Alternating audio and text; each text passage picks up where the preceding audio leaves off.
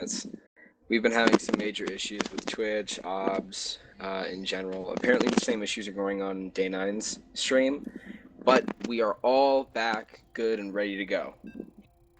That's right, guys. Again, just like my buddy here said, apologize for the delays, but we're ready and get started.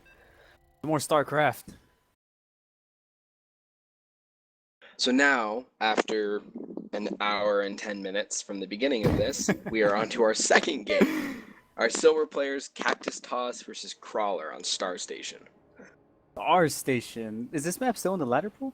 Oh no, this has been out for ages. I have no fond memories of this map. In PvZ at least. It is not a very Protoss favored map. Yeah, definitely not. There's so many places a Zerg can take bases just non-stop, and Protoss is just like, hey man, stop taking bases. And That's the greatest. That's the greatest imitation of a Protoss I've ever heard. Hey man, stop taking bases. If you could just do that, that would be great. Stop taking bases, man. You gotta stop. Especially like 18, 17 minutes in the game, there's fucking Zerg bases all around the map. Yeah, this is one of those that once you get to your fourth base, just putting them around the map actually doesn't hurt at all. That extra 300 minerals isn't a big deal. Definitely. Anyway. All right. On the bottom right, as the red Protoss player, we have the one and only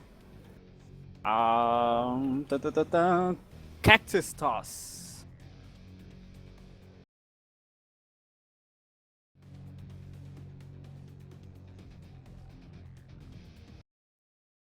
All right. And in the bottom left, our blue Zerg is going to be Crawler representing all things Zerg, seeing if he can bring it back to a 1-1 score. Wow, our Protosses are really favoring that Forge Fast expand, aren't they? Oh yeah. Especially, I mean, on this map, you can definitely pull it off. Well, on this map, it's a fairly easy wall off, but yeah. I think my issue is more, it does give the Zerg a lot of time to ramp up, which is not something you really want to do on Star Station. That's true. I do remember... Mutaplay is devastating here. Yeah, I do remember several times when I would play as a Zerg player, especially on big maps, I would get Protoss players that would open for Forge Fast Expand, and then maybe get like a 4-gate pressure with like Zealot pressure to kind of just force the Zerg player to make units and Zerglings instead of drones. Yeah, that's a good old fallback from Wings of Liberty. The good old 4-gate +1 Zealot pressure was used a lot on Daybreak and stuff to force the Zergs to kind of have to defend. Really delayed that 12-minute Roach push, or Roach Max that Stefano stylized back then. Oh yeah. Okay, right, so we're going to see that 14 pool.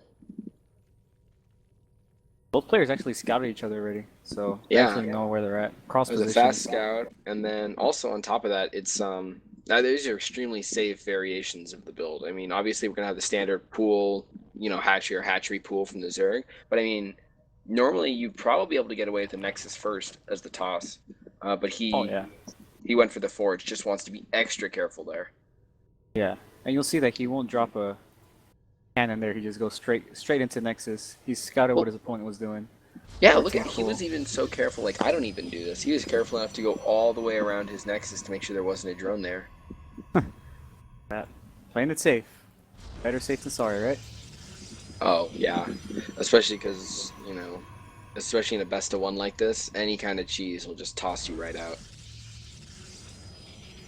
We have one pair of scouting lings that are actually, again, going around the base. Man, these guys are being very cautious. I think that break gave them a lot of time to think about what they were going to do. We're going to scout the whole map, guys. Yeah. Protoss player actually dropping his 2 gases now. Pretty standard. Very good. Nexus going down as well as the gateway. For the Zerg player, his natural's about to finish up. No queen yet, though. Is there a hole in this wall, or is there a hole between the forge and the cannon? I'm fairly sure this is airtight, isn't it? In the where? In the Protoss wall. Is that an airtight wall, or is there a hole somewhere?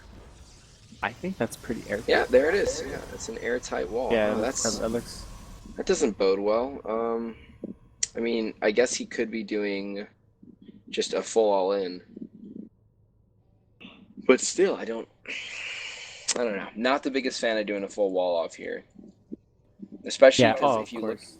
especially for every Protoss that's watching, a little note: this pylon and cannon in the middle. If the Zerg wants to Baneling bust you, that is just prime real estate for them. One, it's right in the middle, and two, it's actually 4 squares over, which means that a single force field, unless placed, I think if you placed it perfectly, you could get a single force field to entirely block off that lane. But you really don't want to have to rely on that. A better one would be having the pylon on the left side and the gateway next to the forge. Yeah. That way, if they do start trying to blow down your pylon, you can only use one force field and kind of edge it off to the side, because all you need to do is stop the banelings from getting close to the pylon. Definitely. And I actually saw the Zerg. I was looking at the Protoss player, and he actually tried to move his Zealot outside into the map, and I think he just realized that he walled himself in. Oh, that's never good. Oh, so if it was on purpose, great. But if it's an accident, that's just gonna demoralize you right from the beginning. We see the Roach Warren down for Zerg though. This is actually a really cautious Roach Warren. I haven't seen one this early in ages. He really Oh doesn't want yeah. to get messed with at all. Like I mean, this is no that's third Roach Warren. Are we gonna see an all in maybe? yeah. He He's got actually has double a gas drone. too. He has a drone hit it at like over at the third, like if he wants to drop it maybe, but a hatchery, but hey, look, we actually see a little proxy pylon from the Protoss player from the Yeah. above the base. Now, obviously, because oh wow, an immortal production. This is gonna go great against if he tries to do a Roach all in, but we might just be seeing an old. Yeah, the timings are working out. I mean, it's a little. Oh, never mind. I was gonna say Sentry Immortal, but there's the Stargate about to come down. What do you think this could be? What does this look like? My best bet would be probably Immortal Void Ray with supplemental gateway units, mostly Zealots, and this way he's gonna be able to deal with Zealot Roach really easily. But Hydras are gonna devastate his army, so he's got to hit a timing before Hydras become a real relevant threat. So yeah, we got what is this? 3 gateways being made. Warp Gate as well as Immortals being chronoed out, and for the Zerg player we have a good amount of queens. How many is that? That's 4 queens, and he actually has double Evo Chamber upgrades going. No third yet. This looks like, I don't know, I might be in the wrong here, but this looks a little more like ZVT from the Zerg than it does ZVP. Yeah. That delayed third, the double upgrades. I mean, unless you're hitting a 1-1 timing, man, I don't know what you're. I guess he is, because the Roach and Lings are now being produced en masse. Yeah. Like it. But this is just like I feel like this timing is just very off. Like by Yeah. 9 minutes, the Protoss player will have more than enough. Well, I mean, to be look, he able already to- has 2 Immortals. Plus, oh, he's making Phoenix. These Phoenix are actually going to be absolutely terrible. I know he has a decent queen count, but unless he can get some spores down, 5 Phoenix going around are going to keep his army at home because he doesn't want to push out with no vision. And that could actually let the Protoss just take this into a third base and then out macro him without the because the Zerg still doesn't have a third down. Oh wow! You And know, I think it's actually the Protoss player trying to hit the timing. Look at that! He has double forge upgrades, upgrading +1 weapons and +1 armor. oh, well, you know what? And That's going to go great against the 1-1 from the Zerg. This could actually end up just really in the Protoss's favor. And I'm not sure who noticed, but the Zerg did just make 12 Overlords to stop that supply block.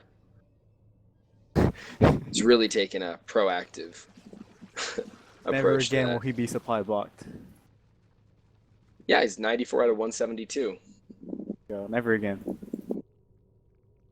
All right, he's actually moving out middle of the map. Some Zerglings going out to about the choke of the Protoss player, his base. Level 1 weapons for Protoss has just finished. And the Zerg's about to hit this 1-1 timing pretty well, but his army just feels so small. Yeah. Even with the Roaches moving across the map, the Immortal counts at 2, almost 3. Yeah, but And he has a decent Stalker number behind it. I just don't see him. Yeah, he taking needs it. sentries though. I feel like if he doesn't get sentries, all those Zerglings are. He gonna needs be able either to, sentries get or in there. zealots. I think is really going to be the key here. Just because the Stalker Immortal is great versus the Roach, but the Lings are just going to wrap around if he has them in a decent number. Exactly. So as long as the Protoss player does not move out of his base, he should be fine. And the He decides Phoenixes to are move finally out. starting to go around the map. Oh, But and yeah, he if actually he tries scouts to it too. attack into this, He actually does scout it. Yeah, he scouts the roaches moving across map. And the Zerg does not want any piece of that right now. With a Backing 4th up Zerg Immortal player. about to come up, is he gonna make? I think he might start Colossus production after this too. He has just enough gas. Or no, another Immortal. He saw the roach count. Yep. See, this is what I was talking about with the Phoenix, though. He has a lot of queens, but he doesn't, you know, it's not exactly the safest thing. Yeah, those Phoenixes are gonna cause so much havoc to the You gotta bring him over to to the Zerg right, player. man. All those overlords. Oh man. So and you can see the indecisiveness of the Zerg player. Like he's moving back and forth in the middle of the map. He doesn't know whether to attack, whether to not attack. Well, see, you know, he doesn't have any Hydras in his army, so when I see those Phoenixes at the point he's at, I would just say try to push in and pressure with this army. You shouldn't have it sitting back at your home. You should be trying to make sure their toss doesn't take a third. Because if he does, you could, you know, that could just be the end of it. Yeah. Protoss is actually supply blocked as well. I feel like he needs to take a third pretty soon. I mean, granted, he doesn't want to move out in the middle of the map. Look at all these roaches and those sentries. That's pretty scary. The sentries are scary. Wait, sentries? No, he doesn't have any yet.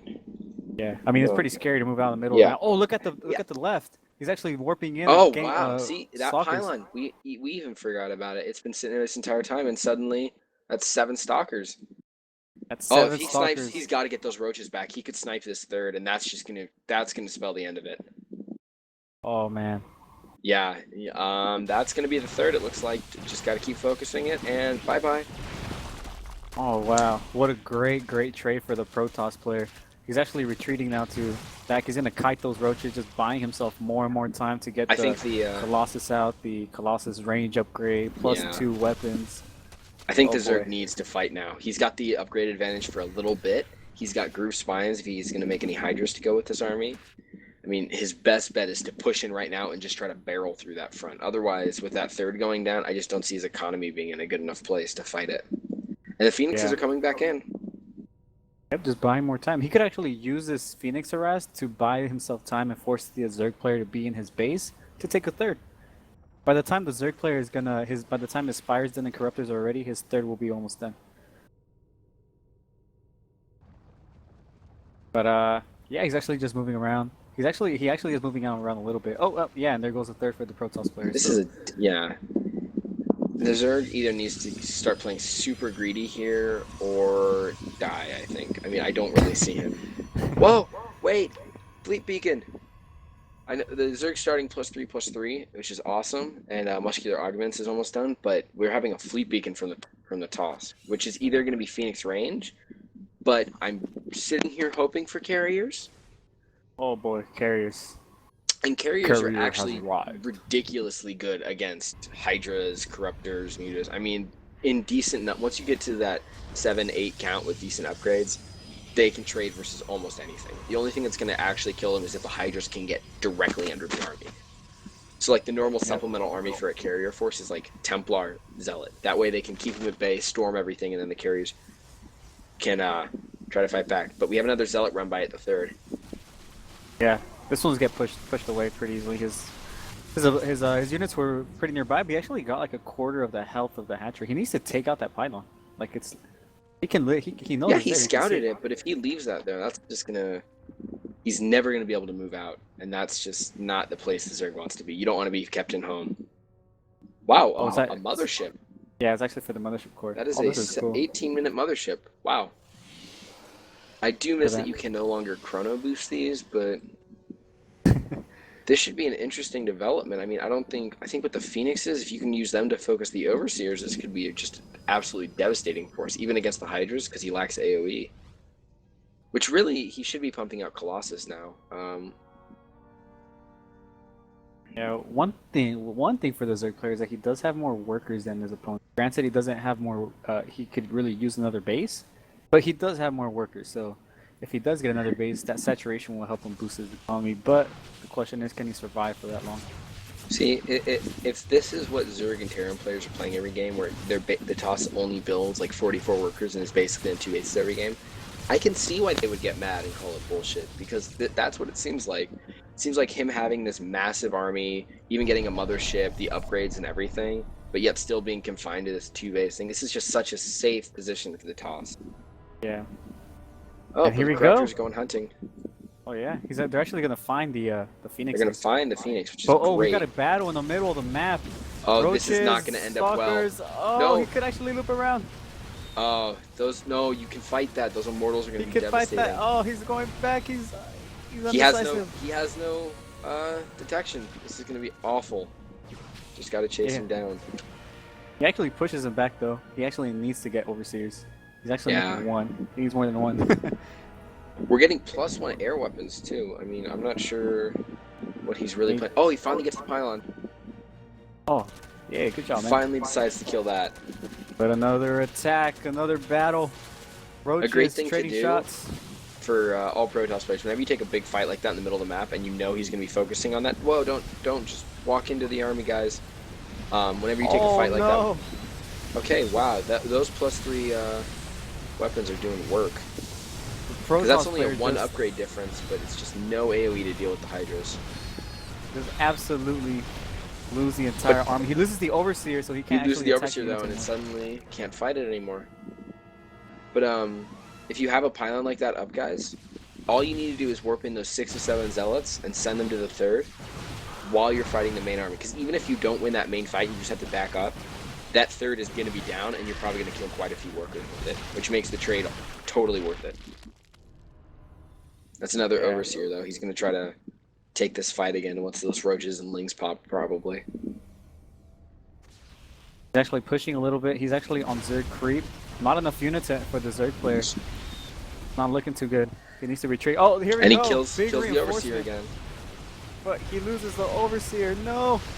And he tries to fight, but without it, yeah.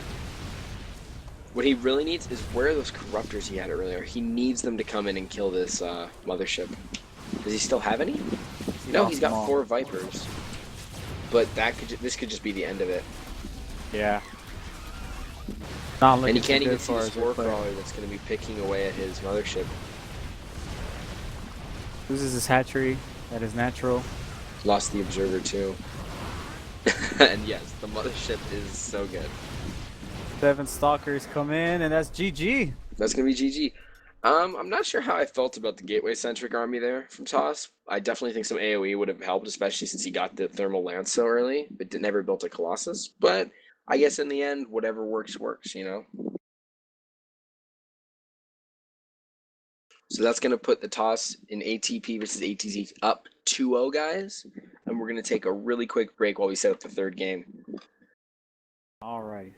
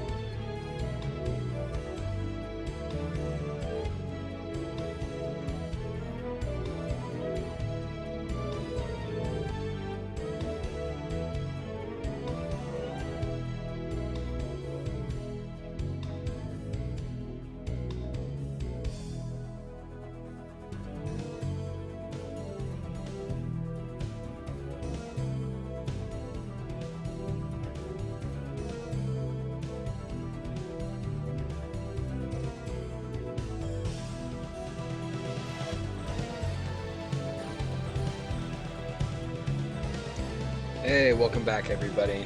We're on to our gold game now, and this time when we said short break, it was actually short. So we're improving slowly but surely. Right? This time we got Red City, LE. And Our map. our two players are going to be, or actually, wait, before we start introducing players, I haven't seen this map before. Huh. I was literally thinking that. I was literally thinking, what map is this? It looks familiar, like it rings a bell, but I don't know. Like, I think I've seen it before, yeah, but I don't remember ever playing on it. I might have played like a couple of games and then banned it. Yeah. Right, Man, game's loading up. Shala Shaka just pulling the ladder map out of nowhere, man.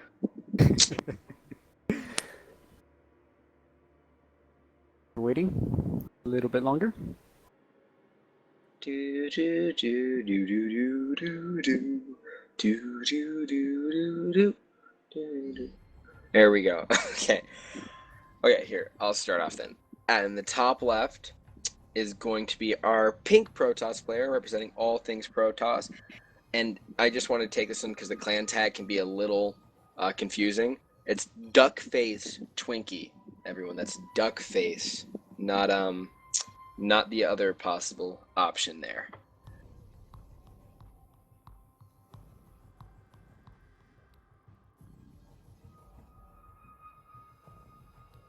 And on the top right, as our blue Zerg, my fellow Zerg brethren, we have Ravenstorm.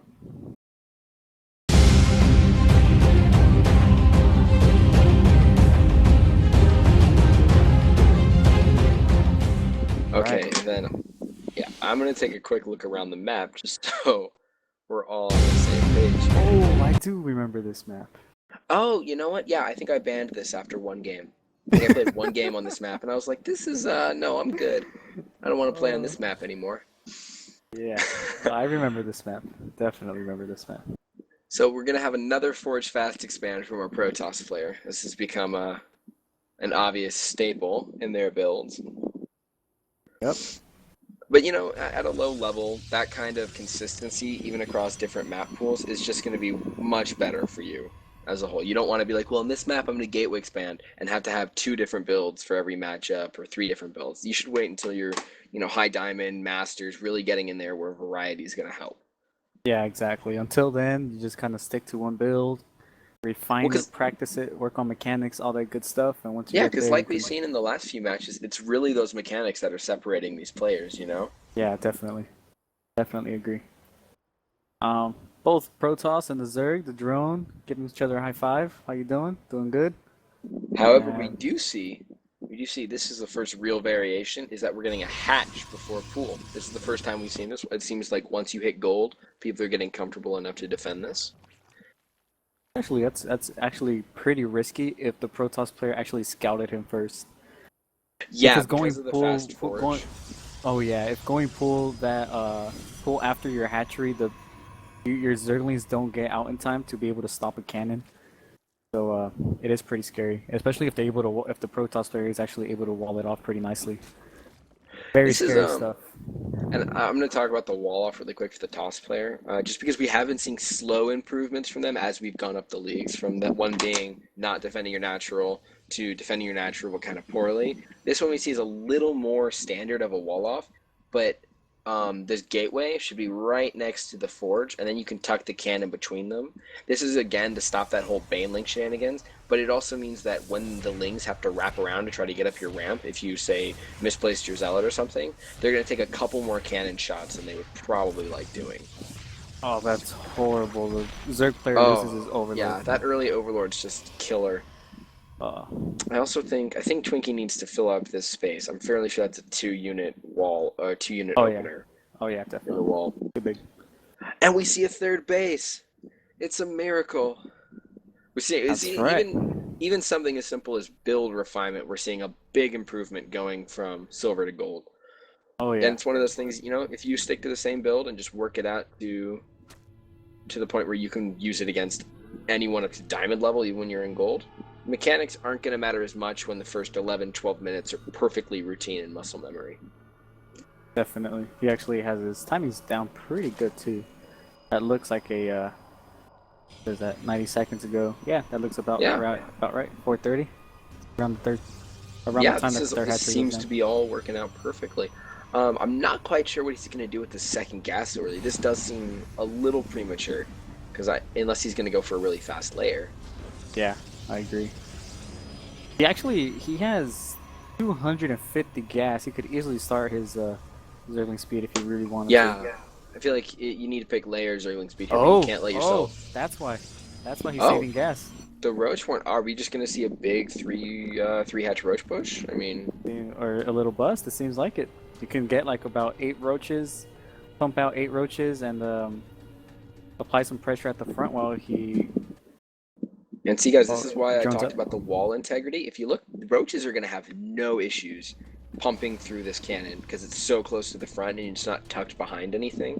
Because the Yeah. cannon's got 7 range, but roaches have 4. So you want to create some distance where they're going to have to be right up against your wall to hit that cannon. Oh, and I guess not. I guess he just won an early witch warren. He drops 2 evolution chambers. Is it Seems just like defensive then? I mean, maybe because he felt. I guess because he felt the early third, he didn't want, like we said last game, that 4-gate +1 zealot timing or anything similar. He doesn't want that going to be knocking on his door. Yeah. And I guess too, because he doesn't have an overlord over by his opponent's base, he maybe doesn't know what's really happening. I don't know if he scouted that +1 being researched. So maybe that could be the reason why he dropped that early roach one. But there you go. +1 attack, +1 carapace. Roach speed being upgraded, layers done, no third and fourth gas yet. And we're seeing a Twilight Council and a Robo for the toss. So we're probably not going to see an all-in here. It's probably going to be the same, kind of the same as last game. He's going to use that secondary tech structure of the Twilight Council to supplement his units. Researching Blink. Are we going to see Blink Immortal pressure? I mean, you can poke out with Stalkers at the third, and while you push with a main Zealot Immortal army. Do you think that's? Do you think the Blink Immortal is too gas heavy for 2 gas? It's almost a little. I think it's a little too gas intensive, just because unless he's going to avoid sentries altogether, which against speed roaches is really debatable. You need really strong multitasking and control to really be able to fight heavy roach numbers without sentries or heavy immortal counts. So he could go up to 3 immortals, but even then, like you normally see in the Soul Train parting sentry immortal push, if you don't have good force fields there, those roaches are just going to run right up to your army and kill those immortals. Yeah, and here we go. It seems like he's going to try and hit a timing. 22 roaches queued up. +1 attack, +1 carapace, about 3/4 of the way done. Roach speed just finished as well. And Twinkie actually sees the roach numbers, so he's going to know that this is coming, and that's going to be really good for him because with the immortal counts he is currently pumping out and these massive stalker warpims of 5 at a time, I think he's going to be able to hold just pure roach just fine. Oh yeah, he should be more than fine. And he makes 22 roaches and goes back to droning. I don't know. I feel like as a Zerg player you can't. Yeah, you can't just like make it and then back up. Yeah, you either got to go in or not go in at all. So Twinkie these definitely 22 roaches are. Yeah. Twinkie's gonna drop his third. Not sure how great I feel about that right as the roach push comes, but there's the photon overcharge. Some fancy blink micro. Yeah, he needs to micro those roaches on the left flank. They're getting hit by the photon overcharge. He got one of the immortals, but the other one just sat in the back, chewing away at the force. Ends up with 6 kills out of those, which is, pretty impressive considering how small that roach number was. And meanwhile, Twinkie's actually just getting the third behind this, so this is probably like the safest expand you can ask for. He's getting his third, and his +2 weapons just finishes. This sadly, is going to be he does have a forward pylon. Oh, he does. Wow, if he can pick up these roaches, he can easily snipe this third with that immortal. Especially if he waits, if he wants to get the other one cross map. Oh no, it got trapped. His other immortal got trapped out of the robo. That's never good. Gotta be careful. He needs to power that robo again. Yeah, he does. He's really gonna need those robo units. It also depowered his forge, which is never good. Oh, he's making a lot of Zerglings and he doesn't have Zergling speed. No Zerglings, no Zergling speed. Here we go, pushing up the ramp. The Protoss player gonna use some Blink Micro. Actually, this is a Stalker, two Stalkers. You know what? He doesn't have any zealots to deal with this these Zerglings. So this could actually not end up trading. Oh, never mind. The blink Yeah, that micro is time too warp. good. That It's time warp it's worked really wonders. it's the time warp plus the +2, really showing it's really doing work there. Yeah, and the I just realized that same. Zerg's drone count though. Look at this in the natural. He's got nothing on gases. He's really cutting corners where he can. And here are the zealots. These Here are the zealots, zealots. they have the +1, so they're gonna tear apart these Zerglings. This is I think that might be 3-0 for the ATP then. Yep. Yep. GG is called. GG. Duckface Twinkie takes the win. Puts up All Things Protoss up 3-0 against All Things Zerg. Seems to be a pretty good day so far. A good day to be a Protoss, that's for sure. Every day is a good day to be a Protoss. At least that's what the other races would tell you. I guess so. I think I like my Zerg Swarm too much. Hoping we can come back. We might just be able to. We might not even have to take a break if we can get this Platinum game set up really quick. Yeah, definitely. Haven't got the notice to take a break, so I guess we get this game started up really quickly, guys. No breaks. Let's just keep going, keep gassing. StarCraft 2 action. Very hot day for me in Southern California. Jesus Christ. Oh, I'm in the Bay Area and it's still pushing 102 here. It's Oh, really? Wow, yeah, it's it's not 106 fun. right now. Oh, that sucks, man. I'm struggling.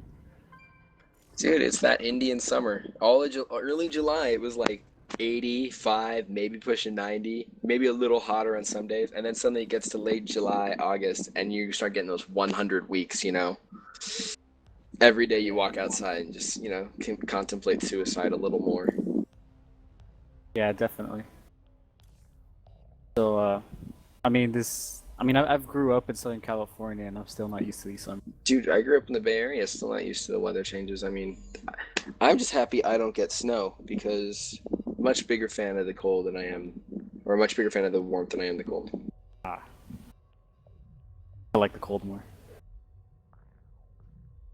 I don't know, like on both ways, because then I like the heat too, because you can go to the beach, I'm actually hang not a out. huge fan of the beach. I've never never gone to the beach and been like, yeah, I'm super happy I went to the beach today. It was Oh. great. I mean, maybe because we don't have the greatest beaches in Northern California. I mean, we have like Santa Cruz and stuff, but nothing fantastic. SoCal though definitely has some better beaches. Every time I've gone down to LA, that's one of the first things that's on my list. Because even if I'm not a huge fan of the beach, those ones are generally nicer than normal. Yeah, definitely.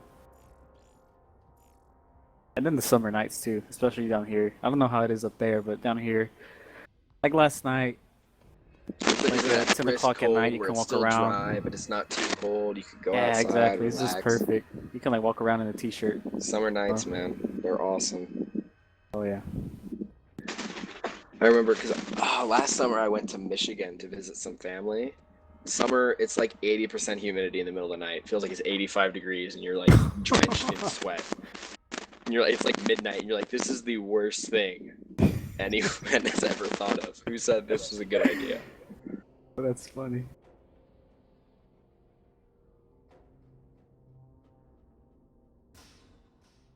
Yeah, we got some spectator here. Hello.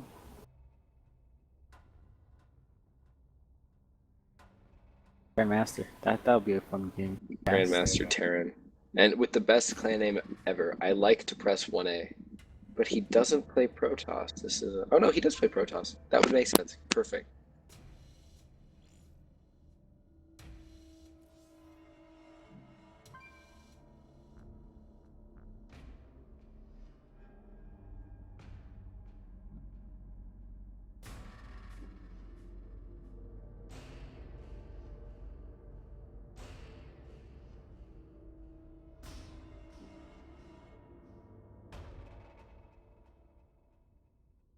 Haven't played StarCraft in a good while.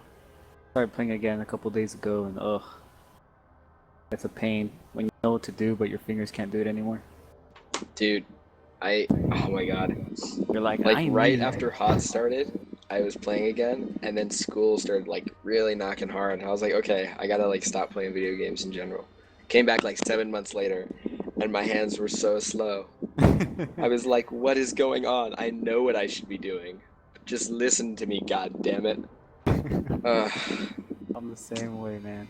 and I have a game. I have the next game too.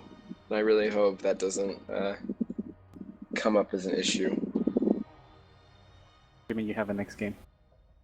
I'm playing the next Oh, you're game. playing in the next game, right on. I'm playing our diamond game, yeah. The first diamond game of the day. So I'm not sure if Nice. you're gonna be casting alone or if you might get like hellos, kind words. Or might be able to convince Gemini to come. Well, either or. I don't mind casting alone. I don't mind casting with people. It's all the same with me. We'll just get Great, like though. 17 people all in here to cast with you. Everyone talking over one another. Everybody can say a single word of the sentence. This game is amazing. And the player on the right is. Oh boy.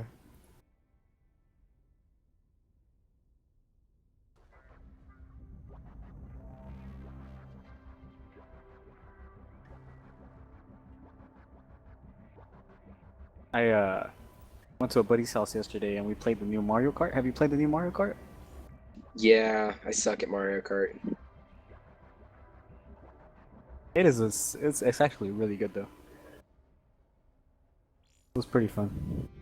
Game at least. Good game. Did a good job. I've been enjoying it a lot. It's fun. Man, we probably could have gone on a break. Yep. Okay, and I actually got my friend who's gonna cast the diamond game with you. What was that? I got one of my friends to cast the diamond game with you. All right. GM Protoss by the name of Flatline. Ooh. Oh, he actually sounds familiar.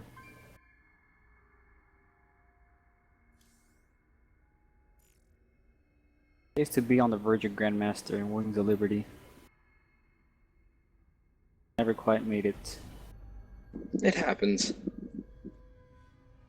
That's But okay. honestly, in Wings, there's so many extra Yeah, so Masters easy. players. It was Yeah, like, and then it was like you're like, I'm totally on the verge of Grandmaster, even though there's probably an extra like 400 rank 1 Masters who are saying the same thing. exactly. Like the leagues are so messed up.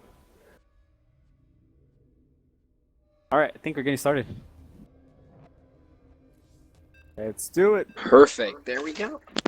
Okay. So now apparently Phoenician was platinum, or is at a platinum level, but he is currently playing the platinum game against Sharp Object. So we might see another stomp just based on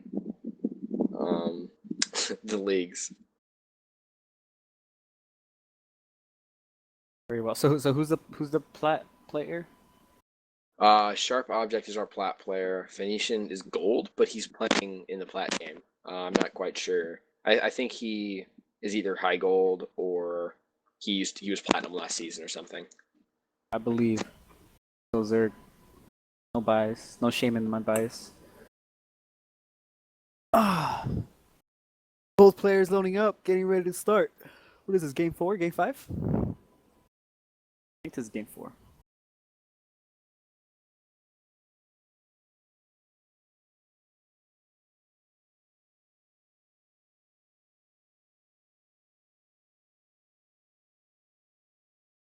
And we finally have a normal map. I think this is our first like left of the entire tournament. Map we all know. Okay, Right. so in the top right, our red Protoss player, representing all things Protoss, hoping to carry a 4-0 lead today in the subreddit war, is going to be Sharp Object.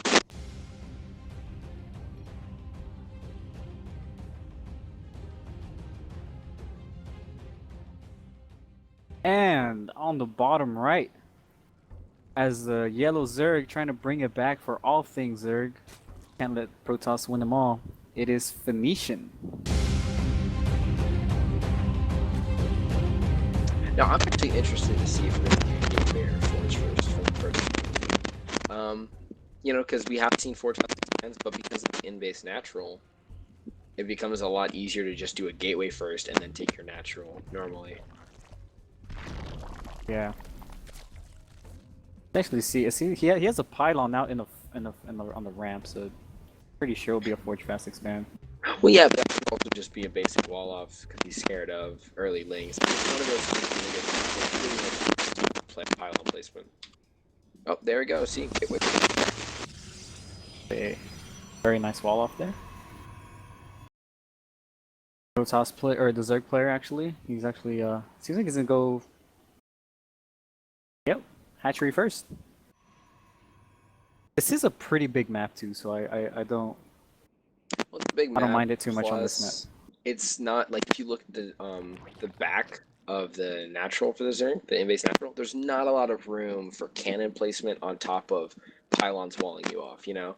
You have to do quite a big investment to get the pylons to not only wall off the workers, but also get a cannon down and everything. Yeah, so hatchery first. He'll probably make a spawning pool right here at 200. There he goes. And Protoss player dropping a Cybernetics core. He actually didn't go for the Nexus, for the quick Nexus. We might see some early pressure then, like a Zealot Stalker Mothership core to try to delay a third while he takes his natural. That definitely. These positions could actually be really good for the toss, though. Air builds like Phoenixes and stuff would do amazingly going straight down south and picking up what is going to be the Zerg's third, probably. Yeah. And I feel the same thing kind of for the Zerg player because the mineral line of his natural, they're like right there. That's not gonna end well. Yeah, he can like jump from like the natural into the main base into the choke, the third. He just make a very nice perimeter there. And Mothership core just finishes up. Warp gate just started for the Protoss. Protoss is actually scouting everything that the Zerg is doing. Doesn't scout the natural. I'm pretty sure that's a given though. Yeah, I don't think you'd really assume they're still one basing it, especially because he just saw the Lings run down from there. We see the Forge go down for the toss, so we're probably going to see something going into late game, or maybe a +1 weapons timing. Yeah. I'm waiting for his third hatchery. Where is it? I mean, yeah, it's 5 minutes already. For us, is this? He's setting a drone down now. Yeah, I guess he did delay it maybe a little bit because the Protoss didn't go for a quick Nexus first. He did. Yeah, I guess he doesn't want to take that super greedy third and then get harassed out. Yeah, because the warp gate does come quicker. So I would actually like if he got link speed. He got like a early gas, like a 1 gas, get link speed out pretty quickly. Because that warp gate's about halfway, a little bit more than halfway done. It doesn't if Protoss was able to sneak in a proxy pylon. Pretty nasty damage. This map's actually great for proxy pylons. I mean, there's so many little nooks and crevices to hide it in. Well, he actually scouted that +1, or he actually scouted the Forge. I don't know if I'm pretty sure you could assume that there's upgrades going down for it too. Yeah, the toss needs to do something about this Overlord though. He can't let it see the warp prism coming out. Oh, yeah. He's gonna see the robotics. Yeah, he does the rhythm, but he sees that warp prism, that's exactly what he's trying to do. Yep, and look at his. And look at his. I don't think he looked at his. Yeah, I'm looking at his camera, his player camera, and he's not He actually did not scout. He didn't see. He wasn't looking at the Overlord to see that the warp prism was coming out. And there's a warp prism. He sees it now. Zerglings are on their way en route, but there's actually only 4 Zerglings, 6 Zerglings now. But the +1 weapon still isn't done, so he can try to get that queen, but get the queen. So he gets it, yes. But without the +1 weapons, he's not gonna be able to really fight those Lings yet. Am I a little more stable? Sorry about that. Oh yeah, a lot better now. Okay, cool. Wow. Okay, the second that Overlord goes away, 4 more gates drop down. Are we going Whoa. to be seeing? We got a Okay, 7 wow. gate. There we go. That's going to be 7 gate. He's loading up immortals. I think I think he's going to try to sneak up to the natural, warp in sentries, and force field this off. Yeah. That just seems, And or he could always do that the same thing to the main if he can get the Lings to try to come out front. and look at this. Look at this. The gateway's gonna be done in about 30 seconds, and the Roach Warren still has about 45 seconds to go. 50, so 35 seconds to go. So I mean, it's gonna be cutting, and then plus the building time of the roaches is gonna be very close. He needs to try and get those Zerglings follow that warp prism around, and get as much damage done to any warping in units. Oh, this is great though. If they're just gonna warp in, he's gonna send those 5 zealots down or 6. Oh wow, he's just straight up pushing with this. I thought he was gonna elevator them up, Oh but man, he versus needs the roaches. Lings. Oh, and he's making more Lings to try to counter this. This is He not needs good. roaches. He actually needed to take down those rocks. Those rocks can be like easily force fielded. Yeah, That ramp. Oh no. but he's He's just actually warping in more making zealots, pure zealots, pure zealots. which is gonna work because he just keeps making Lings. I mean, he's finally getting roaches out, but it's we gotta hope Sharp Object can employ his warp prism though to help keep his immortals alive when needed. Oh no, Or will it don't. even be necessary? Zealots tearing through the Zerg base. Oh no. Gonna kill off the Hydra Den. Or is he? No? Is Limps out a little. kind of running But the around. third is empty and everything is just melting. Yeah, not looking too good for our Zerg player here. That third has a bunch of larva. He has no minerals to make any more units. Oh, he was actually going for Overlord drop. But it seems like Protoss player just caught him with his pants down. You know, this is just a really good timing from the toss, and I think what really stopped it was those initial Lings coming out that just got shredded by the Zealots. When he scouted the Warp Prism coming down, if those had been 7 roaches, that might have helped him hold and delay a little longer. Yeah. Instead, yeah, this toss is just gonna run right through him. Yeah, I just feel like the timing of his Roach run was a little off because he just didn't have roaches out in time. By the time the Roach run was done, there was already units coming into his base in GG. Sharp Object puts up all things Protoss. Up 4-0 against all things Zerg. And now I'm gonna be our first loss. It's a good day. Say that, believe. Okay, so I am going to graciously leave you, and I gave all the information to my friend Flatline, but yeah, he said he's installing TeamSpeak 3, so he should be in here any second. Alright, I'll wait for him here and I'll keep the people company. User left Best of your luck. channel. Alright guys, we got our buddy Fane, fellow co-caster. He's up on the next game. Going up against another Zerg player. I am a Zerg player myself, so don't tell Fane, but I hope he loses. Ha ha ha. Just kidding. Yeah. Great game so far, that's for sure. Very great games. And while we get this game set up, we're gonna go into a little break. So we'll be back with you guys for the next game between all things Zerg and all things Protoss.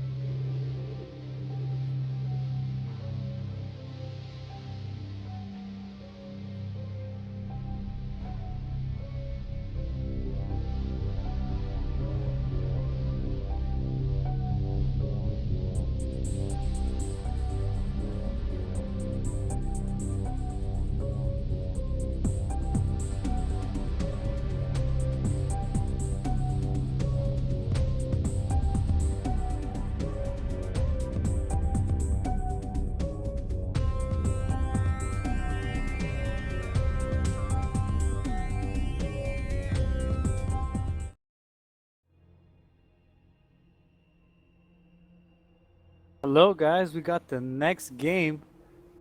Ready? All players are in. All players are here.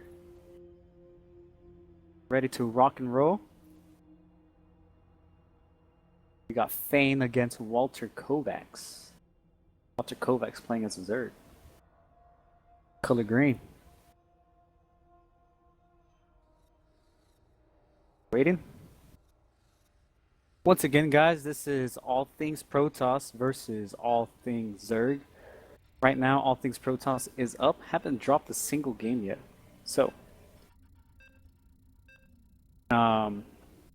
User starting in joined your 3, channel. 2, 1, 0.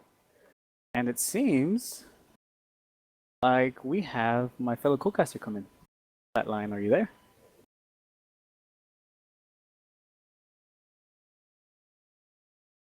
Alright, I guess not.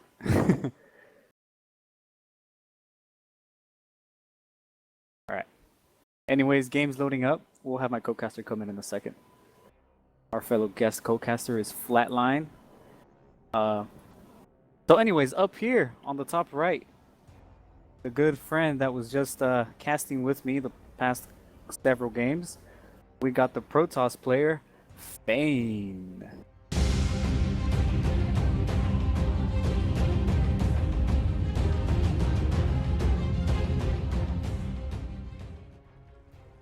And on the bottom left, green trunks, we got the Zerg player trying to take a game off of the unstoppable force that is the Protoss.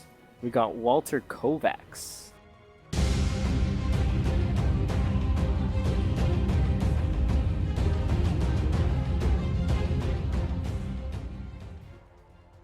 Oh yeah, both players, probes, drones, mining away.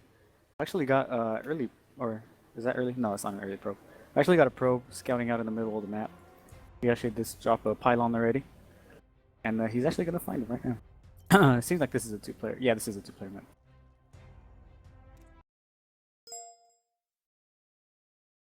And Overlord scouting. Overlord's getting into position. Probe running around the mineral line, giving high fives to the drones as he passes by.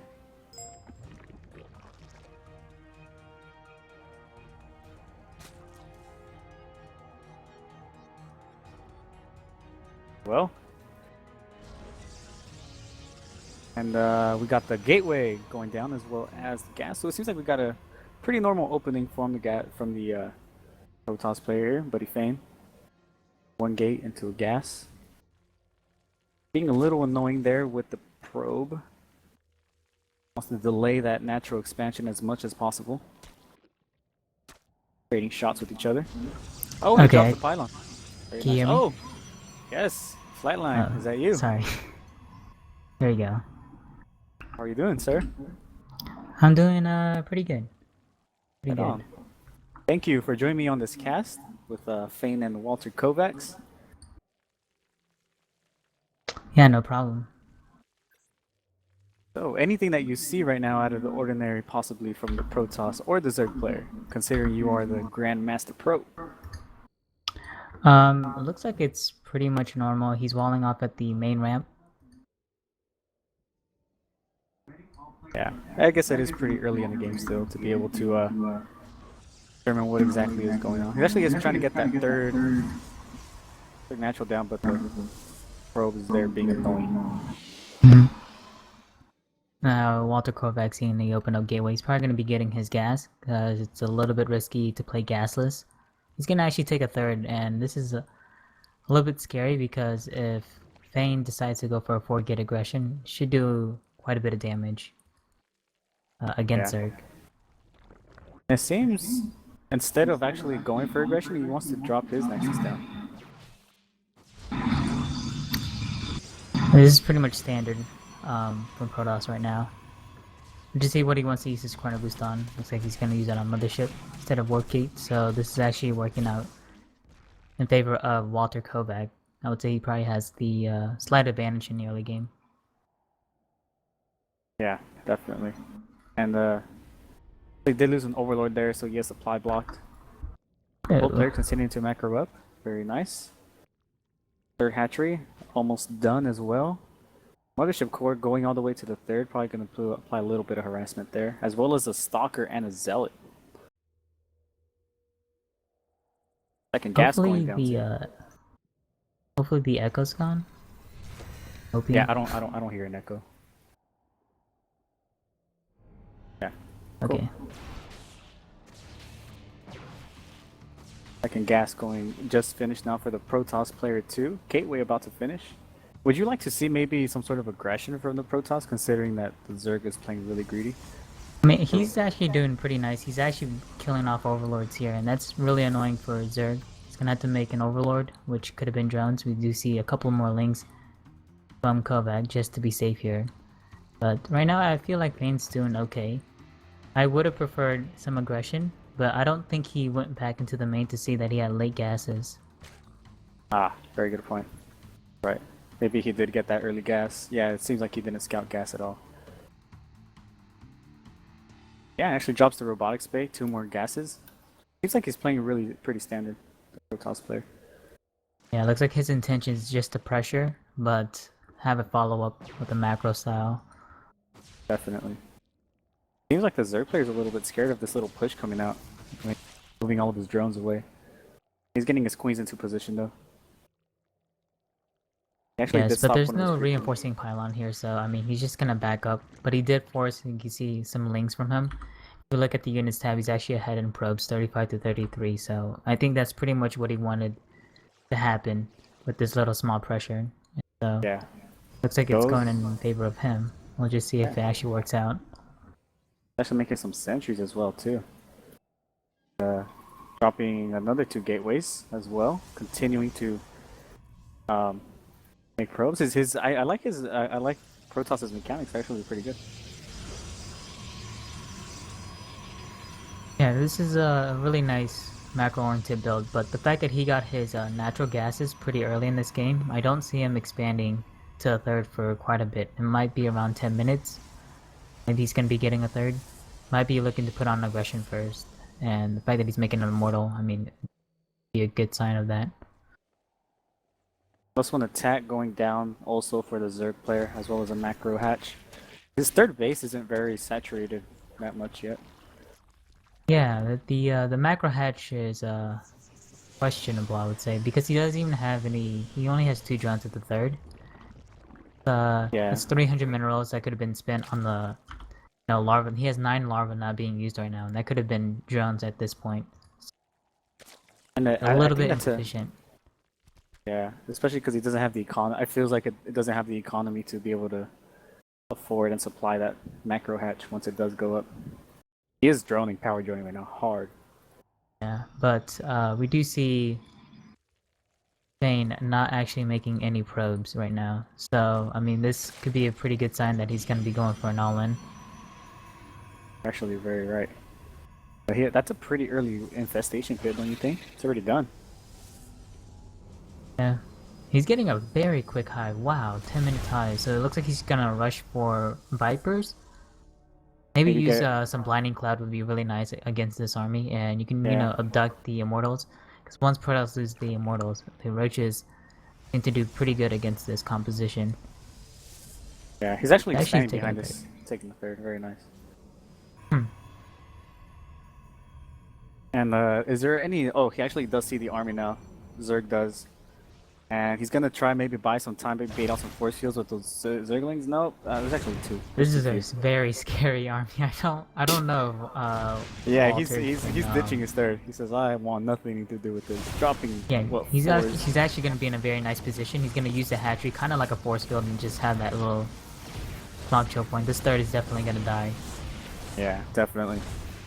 He actually drops a bunch of spore crawlers, spine crawlers to make a little choke point there. But yeah, the good thing is Walter Kovac actually canceled the third here, so if he's able to hold this, I mean, he can try to catch back up in this game, but right now it's definitely in Vane's favor right now. You see 4 spines finishing up. He did buy enough time for these, but is it enough? That's the question. Yeah, and he's pushing forward with the Immortals. Immortals just melting through the spine crawlers. And transfusing going down, trying to buy as much time as possible, but these Immortals are just wreaking havoc on the back line. too many sentries too. Tries to push forward with the Zerglings as well as the Roaches. Tries to focus down one of the Roaches, but the force fields go down. Zealots come in as reinforcements, more Warpins, more Zealots, more sentries, and it seems like Fane has broken the front. Actually loses the Mothership Core too. He did lose the Mothership Core, but he has a lot of money right now. And this natural is definitely going to be going down. There's so many Zealots. There's a lot of sentries, a lot of energy. It's just way too much for Zerg to kind of deal with. GG, well played. Fane puts another one on the board for the Protoss. What do you think probably the Zerg could have done different there? I think the Zerg was doing a little bit too much that his resources didn't really kick in. As Zerg, you kind of want to just drone up as much as possible, especially when you go on 3 bases. Like the fourth or the macro hatch was questionable. I mean, he had 9 larvae that he wasn't using, and that it could have been drones at the third, which would have helped him in the later stage. And then he got a really quick hive without scouting thoroughly to see what exactly Fane was doing, because getting Vipers that early wouldn't really help him. You know, the gas that you make out of that hive could have been spent on a quicker Hydraliston, or maybe more Roaches, something else besides that. So I think just having a really bad economy and at the same time getting very fast tech resulted in him not having a big army, so just got pretty much plowed through. Very nice. Well, we're going to take a quick break while we get the next game set up. Flatline, thank you for joining me. Hope to hopefully cast with you again some more in the future. It was a lot of fun. Your insights love it. Love it a lot. Thank you. Thanks. So we'll be right back, guys, with the next game between all things Zerg and all things Protoss. Birthright. Know that I am the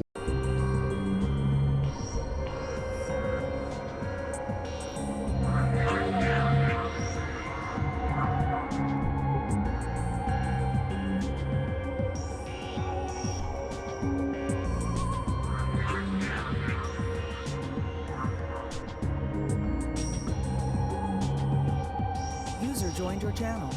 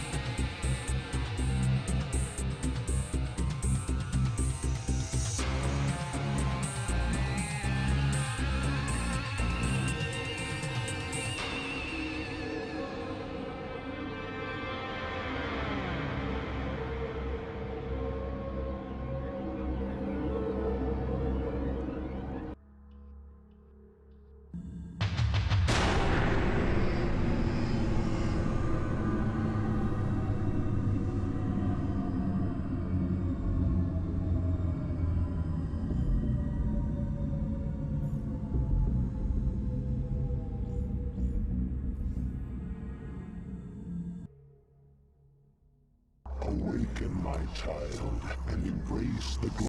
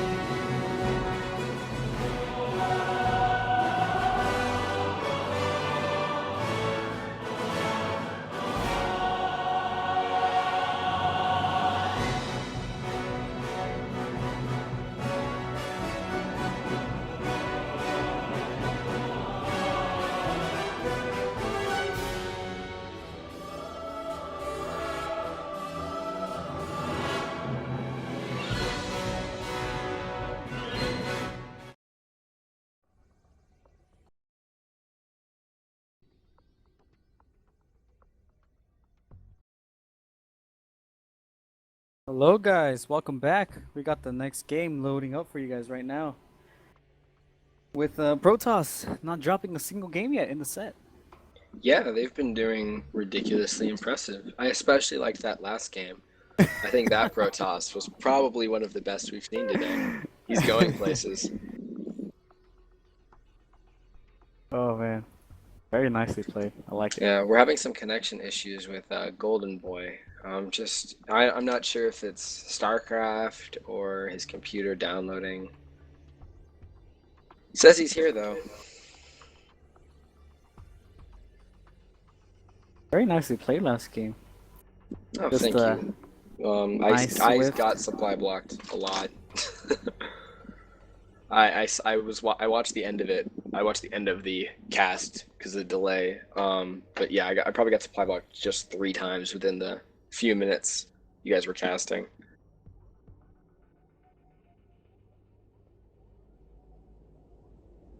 And Golden says he's downloading. Okay.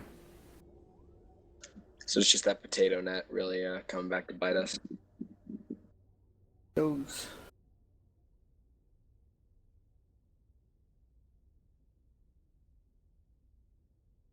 Just waiting for the game to load up, guys. Player to get in here, get the game started.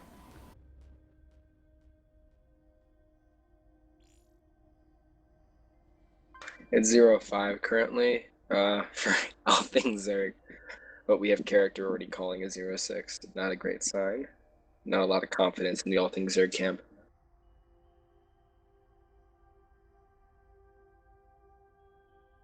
Got White Phoenix against Golden Boy coming up next. I think White Phoenix isn't here, so we ended up replacing him with character. But this is going to be another diamond game from the looks of it. Ah.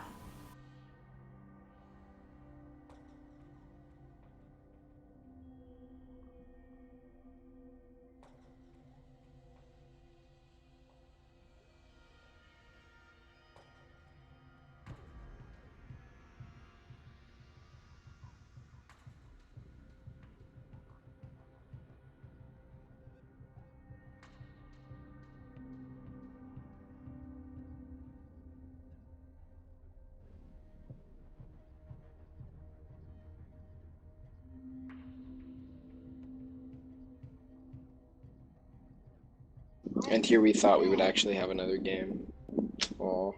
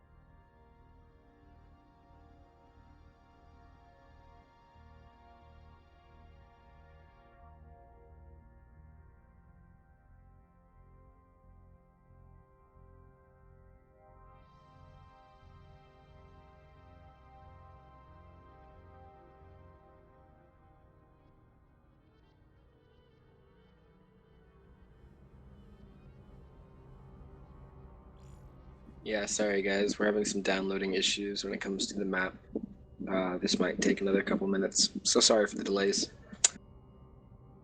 Yeah, how about we go to a little break while we wait for this?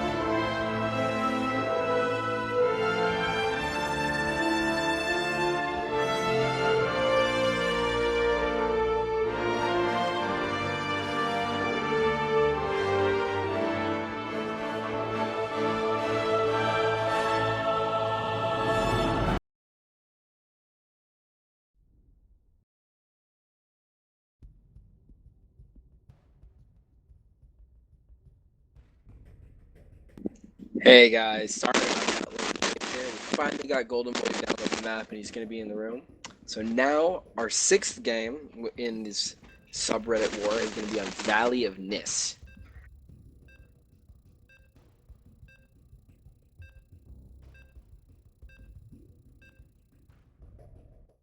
All right, game starting up. Let's do this. Sorry, apparently my mic was cutting out again. Is that any better? Yeah, sounds good. I didn't notice it. Sorry. Okay. Oh, yeah, there you go. Golden Boy against Character, Valley of Nis.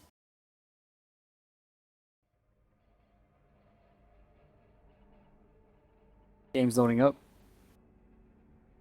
Good old fun.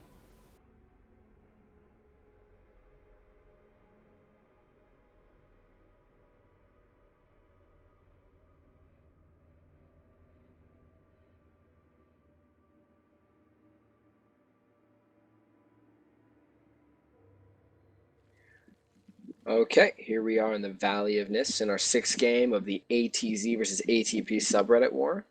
In the bottom right, representing ATZ, is the pink Zerg LYWF Character.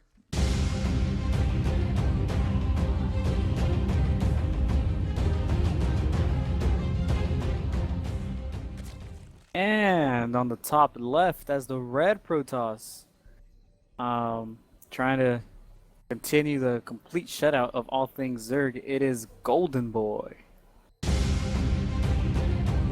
And here we have another Forge Fast Expand. I'm not sure how good I feel about that on this map. These maps with really wide entrances are really susceptible to like 6 to 8 lanes running by if you start pool first. It makes it really hard to like safely do this before scouting. Yeah, Generally, definitely. a gateway expand would have been a little safer. Let's see if Character can abuse this. Yep, both players starting off pretty standard, chronoing out probes, making drones. This is another one of those maps though with really wide open thirds. We could see a lot of difficulty from the toss to secure those. Yeah, definitely, I agree. At the same time though, it seems like, I don't know, it seems like the late game is pretty rough for both players. Yeah, there's a It's lot so of hard to hills going secure a base in the late game. And Just once 'cause you they're get so to about far away. 4 bases, it's going to be really easy to just counterattack one and pick it off with either Yeah. Zealots or Wings. Yeah, exactly. Yep, Forge is That's- just about to finish up. On top of that, the two Zalnaga towers don't actually cover a huge area of the map. There's a ton of space to move around them. So even controlling those while giving you vision isn't going to give you a huge amount of security that you're going to want either. Yeah, definitely. A little pylon block there by our golden boy. That's So it really good seems- if he cancels it. If he doesn't cancel it, that's going to be 100 minerals down the drain. And with a pool and gas start, that's not going to help. Just like how I talked about the Ling run by because of how open and wide open this entrance is. If you force him to go pool first, or let alone pool gas, you have to be quick on holding this up completely. Yeah. I feel like he's doing a pretty good job. This is a lot better wall off than what we've seen before. Yeah, this wall off is definitely a lot more standard. As you can see, like the cannon, like I said in the Platinum game, is tucked away in the back, away from any roaches, and not directly touching for Lings to come and just pick off at it. They're going to have to try to run through that little entrance. Yeah. Yeah. Very nice. Oh, pause. We have a quick pause going on. Golden Voice is 2 seconds, probably just fixing something, either graphic settings or maybe keybinds.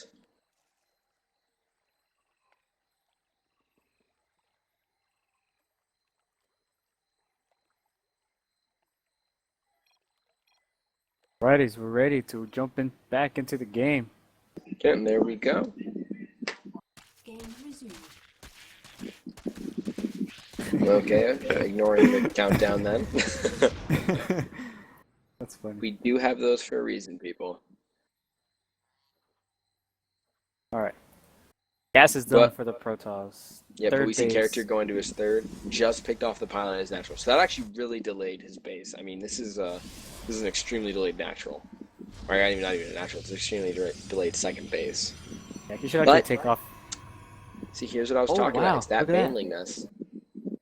Yeah, look at that. He's And- actually going Bangling Nest, making Zerglings. I was gonna say, he should take those These guys drones off the are really gas. aggressive. The big thing though is going to be that the wall, while good, still has a little area that's touching that pylon.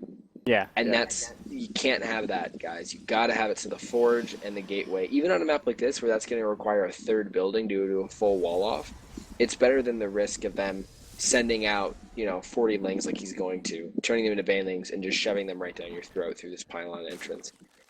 It's one unit, but it makes the world of difference. Oh man, this is not looking too great for Will we our see our Protoss first player. Zerg win? Yeah, it's Oh, he's going it could Stargate happen. behind Oh, this he's going dude. Stargate too. This He's making isn't the good. sentry though. He's making the sentry, but he needs more than one. Because if he only Yeah. has one, he's just gonna delay out that one force field for Do you it. have any chrono? Yeah, he has 2 chronos that he can use. Does he scout Does he these? scout it? Oh, he doesn't see it. Probe going. Oh, Oh, he scouts there it. it is. He There scouts is. it. Okay, he sees it. He's gonna try to pick up the link, but is he gonna be able to do anything to stop it? That's the real question.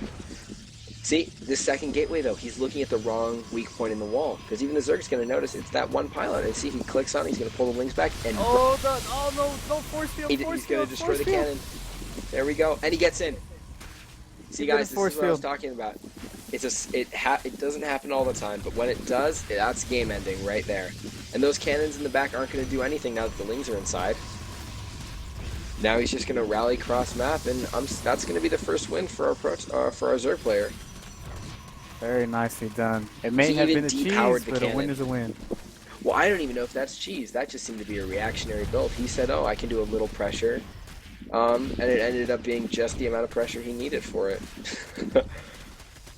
It's what happens when the toss gets a little too greedy. You should know if you're gonna force him to delay that third base that long, you can't go Stargate that quickly. You gotta be defensive. Yeah, you gotta be very, very careful about this stuff. Anyways, there though, we go. Zerg. But they're- 5-1, guys. So the Zerg's gonna start pulling themselves back in. It's just the little things, man, in PvZ that can just lose you the game really early on. Yeah, definitely. We'll take a short break, guys, as we get the next game set up, and we'll be right back. Yeah, we'll see you in a second for Game 7, guys.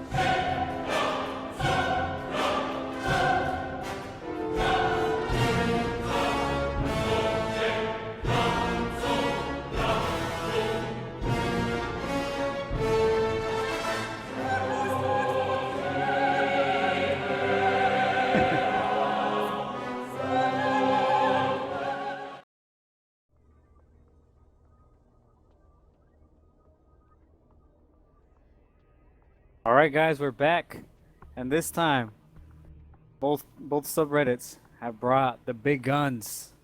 They brought their bazookas, their tanks, We their have, airplanes, yeah, heavy no, I mean, this is artillery. our first GM game, and these aren't, just your average GM players. I mean, one of them is on route, and Hello is, really good himself. We didn't just pull from the bottom of the barrel. Right. So our first GM game of the day, Root Fenner against 1A 2A Hello on Catalina. Is If that that how isn't the most Protoss clan tag I've ever seen. you At Nothing least he quite says I recognizes play it. Protoss. Like, yeah, I 1A. That's how the game goes. Then, okay, so on Catalina, in the left side of the map, our pink Protoss from the clan I like to 1A is Hello, representing all things Protoss today.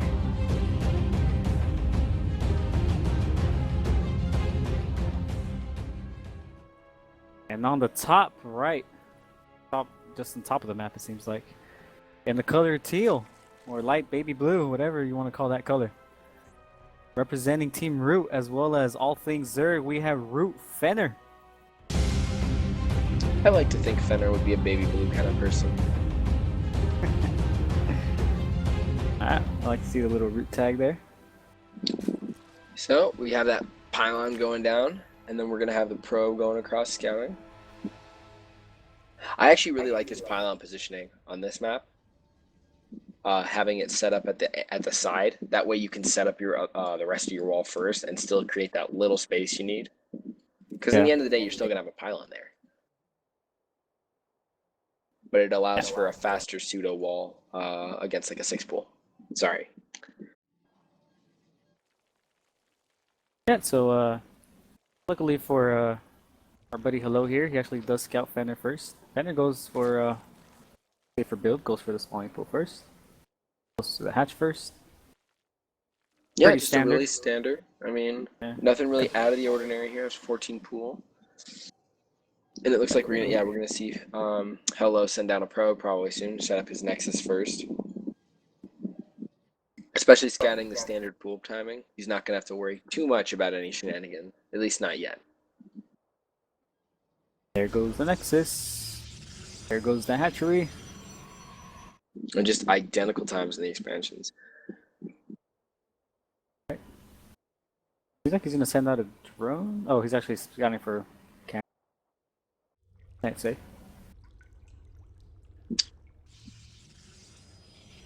Now we have the forge and the yeah. second pylon going down. Yeah. You can put that gateway down in a second too. Create that little choke. Yeah, and Zerglings too. Zerglings, drones. Everything looking super standard from both players. So you guys, And- now this is the kind of wall you want. Now, while it does have the exposed pylon, like I said, is not necessarily good. Hello is GM, so he's gonna have enough control and awareness to be able to deal with any kind of Baneling or Roach shenanigans that would abuse that pylon positioning. Yeah, definitely. And I like the little position of the Overlord that Fenner has right here on the top, right at the choke.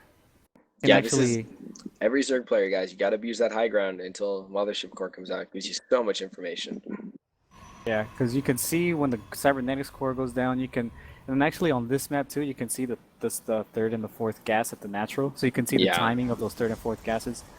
And he can also see the forge, which is really important right forge. now for him because that's going to tell him if he sees it start spinning upgrades, he's going to know he's going to expect an attack. Yeah, exactly. So, actually gonna scouting around the map still. No third hatchery yet, although the Yeah, drone they is on just its seem to way. be very cautious around each other, dancing around. Oh, We have yeah. the drone coming down for the third hatch, though. I still can't get used to the probes and the drones having party hats. It's a little weird. It's a little off-putting. Sometimes my when, fir- I see it on my drone, like I feel like it's carrying minerals already or something. I gotta say, the drones have better ones than the TOS too. It's hilarious. Anyways, both players, Zerg player actually, droning pretty hard right now. Knows that This there's is no- about as standard as a game as we're gonna see. We see that Yep. 5-minute, 45-second Stargate drop down, Mothership Core coming out. I mean, yeah, This is your bread and butter PvZ, people. Fourth gate goes down this way. Third hatchery, halfway done. Third and I fourth see. gas. Now this is That's why right, he has that Overlord there. Sees that third and fourth gas going down to that timing. That immediately tells him it's not Century Immortal, because that Century Immortal timing should have gas earlier than that. So he's actually going to probably be able to infer that it's going to be Stargate, just based on the double gas timing at that. Exactly. It's those tiniest things, like I said, people. The tiniest things can give you a huge lead in these kind of games. Yeah. And Gotta keep an eye out.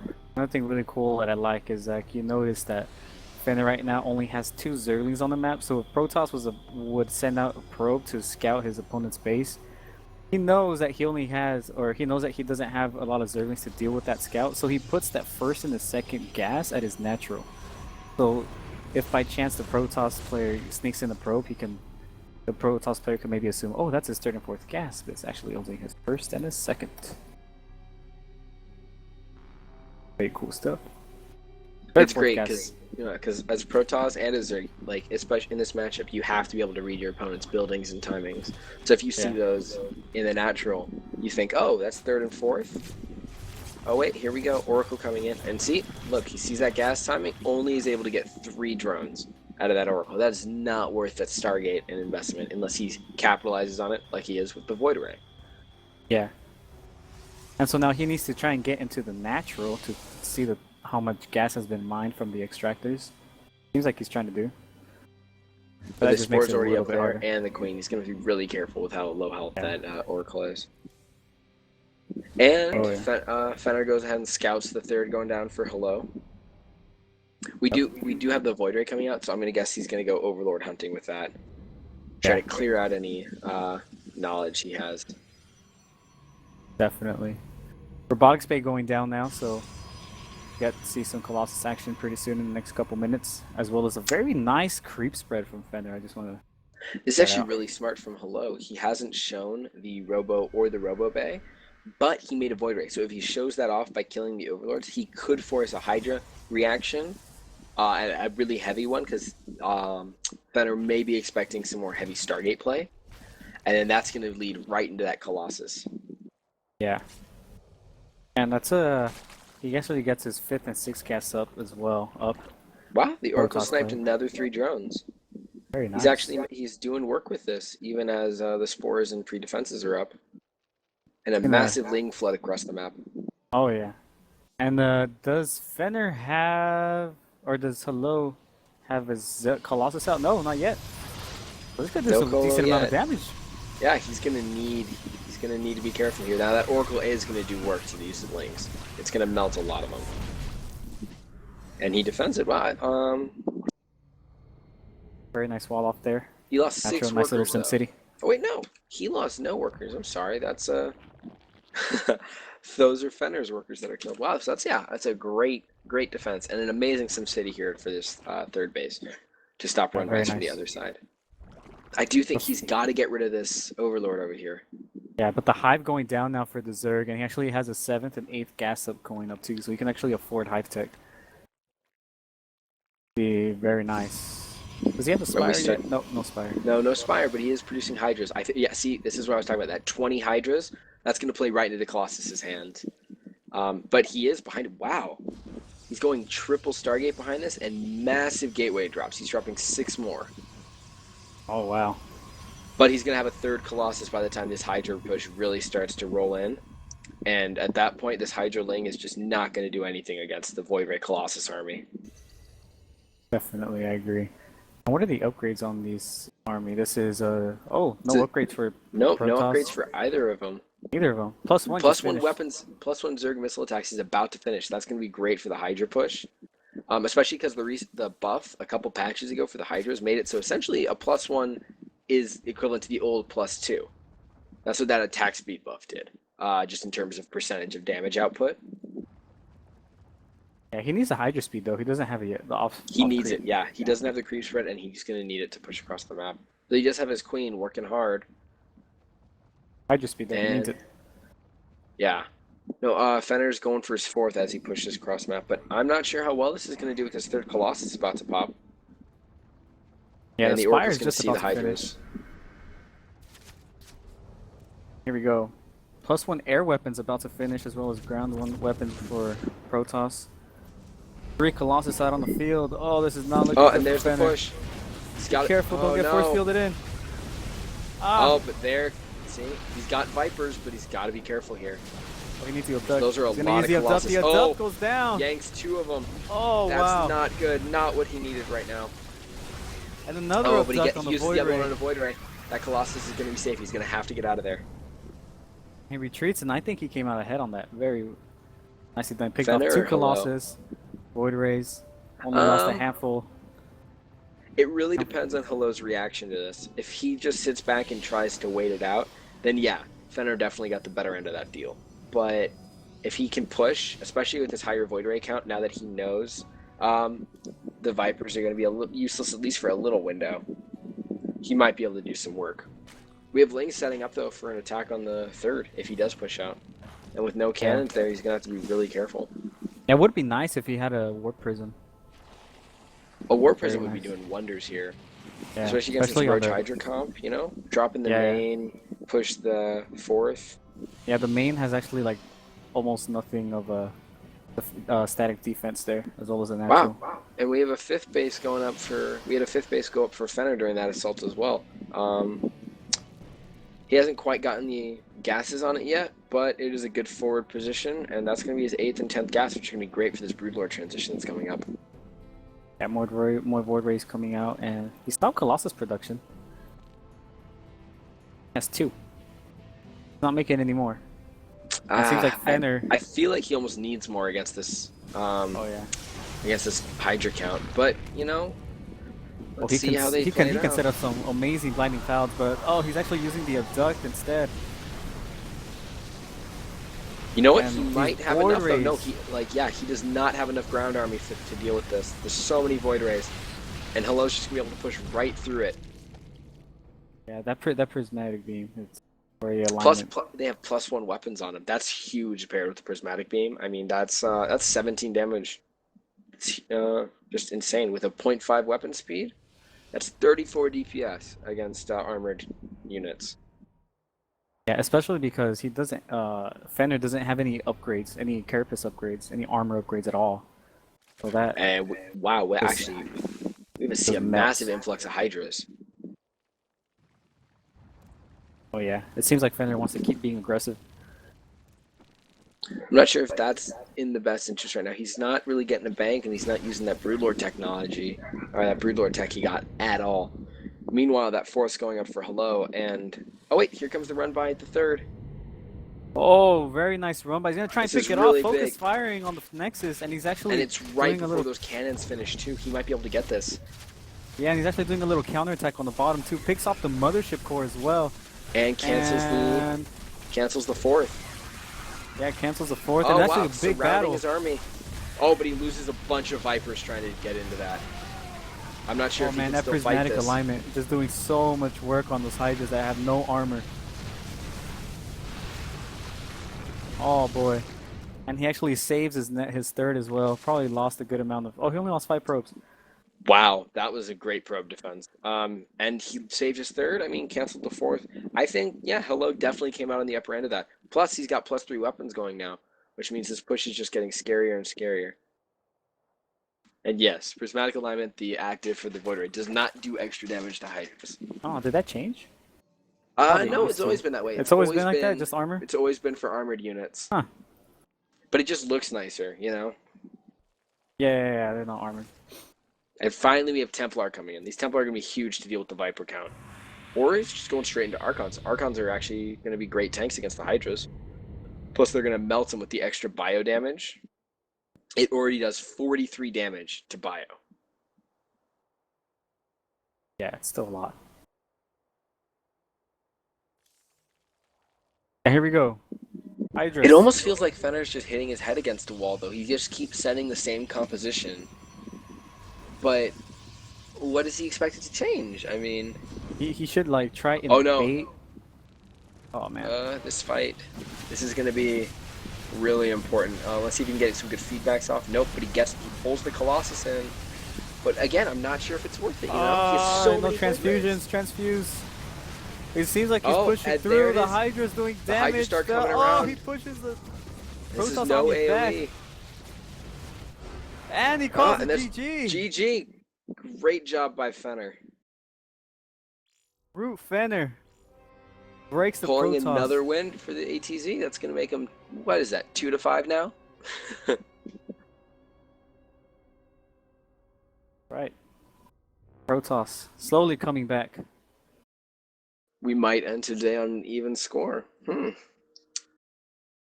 Anyway, we're going to take a quick little break as we set up our game number 8. We'll be right back, people.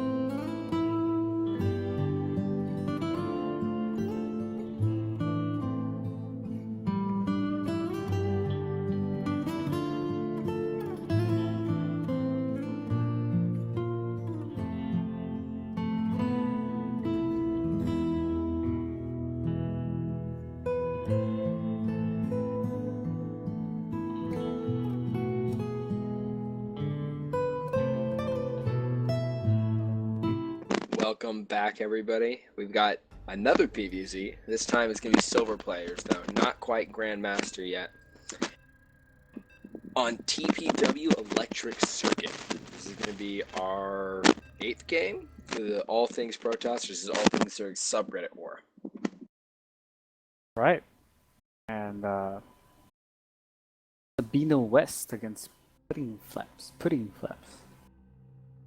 On Electric Circuit. Another game, more action, more StarCraft 2 action for all of you StarCraft 2 fans out there. Righty. Okay. Here we are on TPW Electric Circuit. To the top right. Is my mic cutting out? It was a little bit. Oh. Oops. Sorry. Tell me if it does it again. My bad.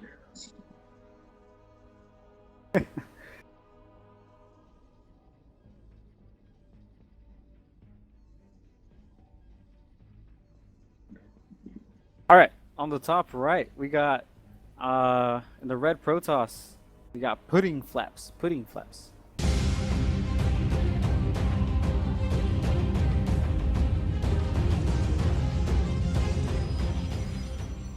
And on the bottom right, as the purple Zerg trying to keep the comeback dream alive, we got Sabino West.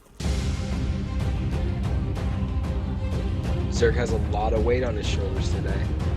2-5, you gotta win the next 3 games to even tie it up today. It's gonna be really important just going into day 2. Sir. Overlords. Oh, he actually finds his opponent. Very nice. First try. I like how sometimes the Zerg players, they go for the cross position scout. It used to be pretty popular when I used to play Brood War. Cross position scout. Well, especially as Zerg, because you can always send one overlord to one direction, one to the other, and then the drone if you're going to use it cross map. Yeah. Spawning pool first, nice and safe. Both players, party hats everywhere. Ooh, that third base is. This is going to be an easy 3 bases as long as you watch your destructible rocks. Yeah. Definitely. So we're probably going to see this go into the late game, just based on how the bases are oriented. Oh, Nexus first. Yeah, oh, yeah, he has a really tight quarter there to defend. So I think he feels pretty safe going Nexus before Forge. Definitely. How do you feel about maybe like as Protoss going for the natural expansion at the bottom, not the one that he took, the other one? You think you can... I think you could probably do that with a Forge Fast expand and wall across the entrance. My biggest problem with that though is just you like really have to keep an eye on those destructible rocks, because if someone sees you do that, that's going to be really easy to abuse and wrap in with like speedlings. Yeah, because I feel like if you do that, it secures that third base a lot easier. Yeah, rather than having to fight out the door for it and then set up the wall. You know, I would have actually favored that. That would have been my opener, was to take this base and then the in base is the third. Especially because when you take the in base third, you can be really greedy taking it. You know, you can take it super early because you already have the wall and the defense set up. So he already has his cannon up. These Zerglings are going to try and sneak in, but... Oh wow, there's a hole in the wall. There's a hole, but he gets one Zergling through. And it's full health. He's gonna get a full scout off. Let's see if he's gonna let it kill a worker. Whoa. Oh, he gets a worker. I mean, you know what? It was dead anyway. At least he got one for one. He's got to fix that hole though. That's a little hole off to the right side in the wall. Yeah, it probably fix it with the Zealot. Well, no, because he has another one off to the left though, doesn't he? I think that one he might just have to put another pylon down. Oh, there is a wall there, huh? See, it's the ones that are just like it's a half a unit. Yeah. You know. Oh, so he actually walls it off with the probes can get in, but zealots cannot. So cybernetic score going down. Double gas before cybernetic score. Huh. That's a really early gas timing. Yeah. Is he going to try to get a fast +1 weapons? Could be. Especially hitting 200 right now, though. Yeah, he has the money. He could easily get +1 weapons, his stalker, and his warp gate all like really back to back. And heck, his mothership core isn't too far off either. Yeah, and the Zerg player. Let's go back to the Zerg player's base. Actually skipping the third and going for a lair that is already done before 7 minutes into the game. Ooh, are we going to see some shenanigans? Maybe Nidus, maybe some early Mutalisks. I see 18 Zerglings.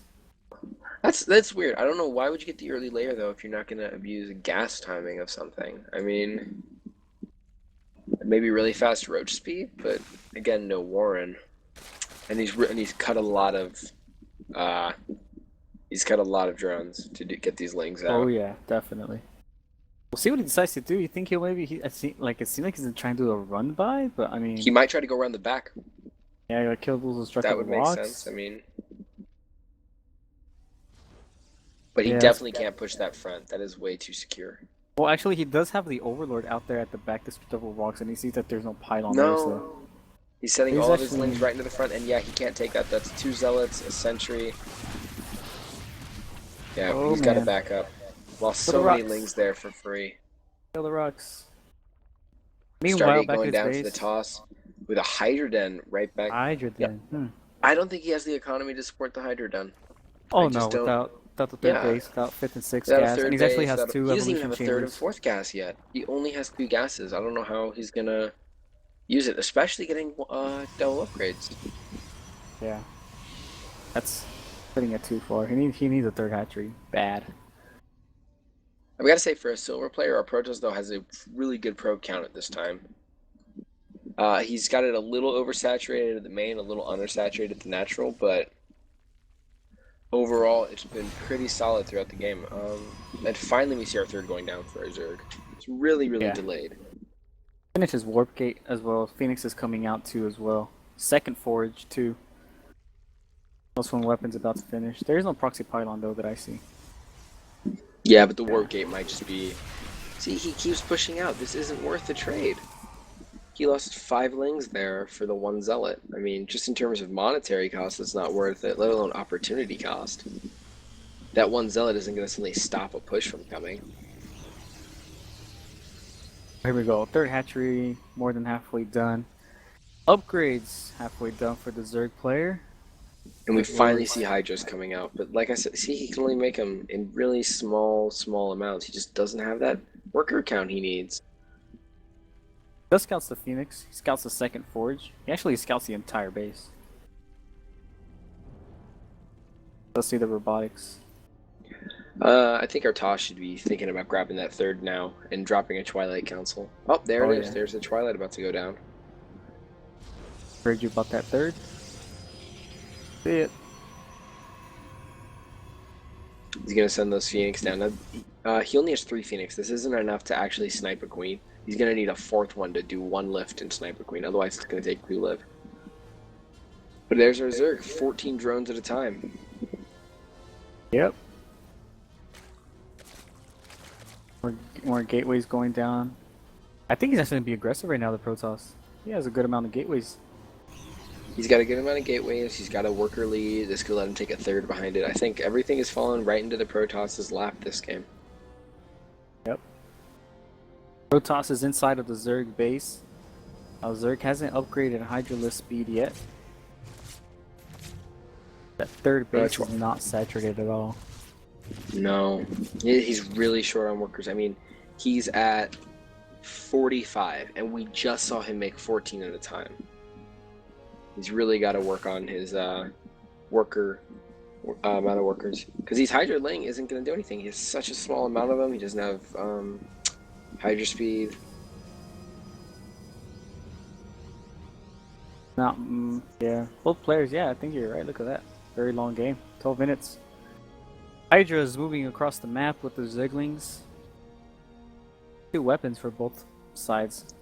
Robobay going down in response to the Hydras. Yeah. But I'm not sure he'll need it. The Hydra count's just too low to really be impactful. I like the little spread the Protoss player has in his base with all the units that he has.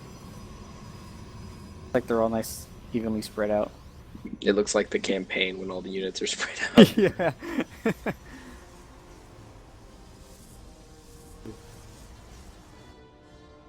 The Yeah, Zerg a lot is of chrono. managing to spend his No money. third. But yeah, a lot of chrono built up.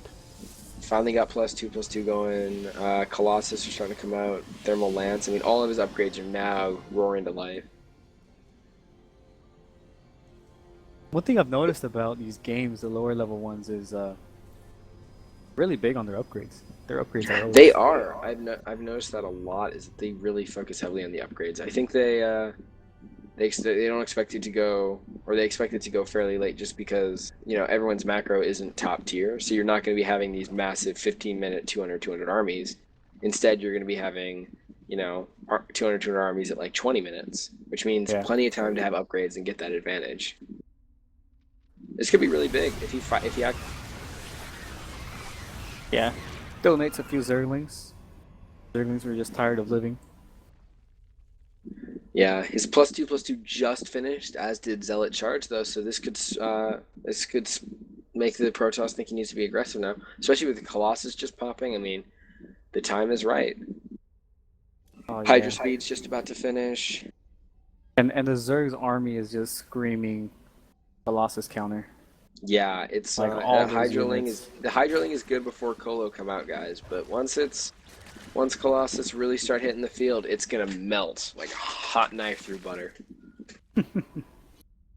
And he breaks the rocks through the back. Does Zerg scout this? No, he doesn't. He has no idea. And we're getting 2 Colossus at a time. This is actually really cool. He could attack with this army and see how much damage he can do.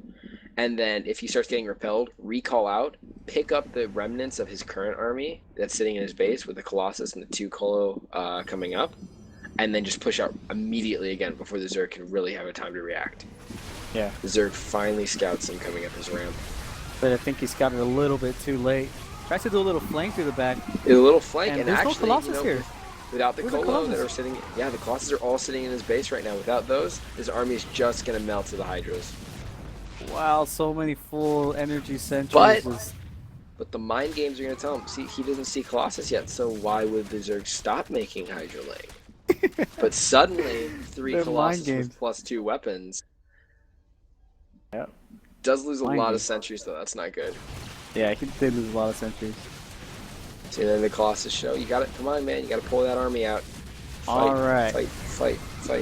And he shows his car. He shows No, his your hand. Colossus are too forward. 3 Colossus. Oh, but the Hydra's just going to melt before they can even kill the second Colossus. Wow. That charge like Colossus does wonders against Hydraling. I mean, that's just the pure counter. And, of course, the Zerg still hasn't scouted the Toss third base. Plus, the Toss never actually took this base as his third, the one right next to his main, which means that's going to be a 4th base. Yeah. And so Protoss actually pushing you across the map. Zealots, Stalkers, Colossus, 2-2 against very slow Roaches. This is not looking good for all Yeah, he things has no Zerg. roach speed. I don't know how he thinks he's going to fight this. Thermal Lance. Somebody Yeah, nerf and we have Thermal more Lance. Colossus coming out at home, so this isn't, even though this army's small, if he somehow repels it, which I don't see him doing, he's just going to have more and more to throw at him. Yeah, and it seems like the Zerg's days are numbered. The natural goes down. Drones getting fried. With that natural going down and all the drones being fried, I mean, he already didn't have a worker count. I don't see the Zerg really pulling this back in. 3-3 about to finish. Oh no, actually just +3. Just armor. 3 armor. He never started the 3 weapons. But he has plenty of money for it, so who knows. Yep. But see, again, like, if this army is somehow repelled, which, like I said, don't see it happening. Yep, okay, there's the GG. GG. Zerg admits defeat. That's going to be 6-2 in favor of all things Protoss, guys. Right, and we'll come back, take a quick break, and come back with the next game.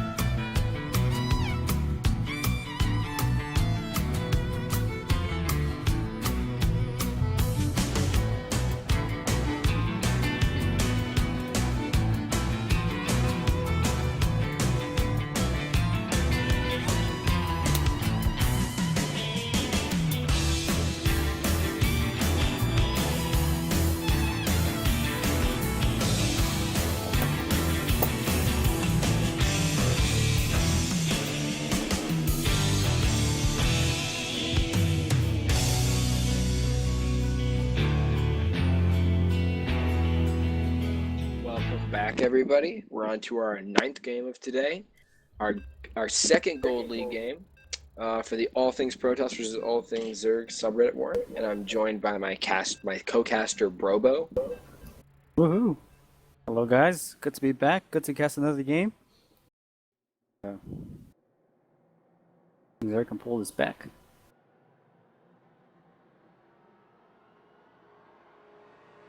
Game's loading up. It's going to be Reflex. on TPW Proving Grounds.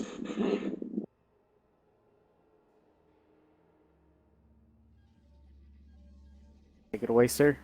Okay, in the top left on TPW Proving Grounds, representing All Things Protoss in our 9th game and trying to take us to a 7-2 lead against All Things Zerg, is HTX Shandlebar.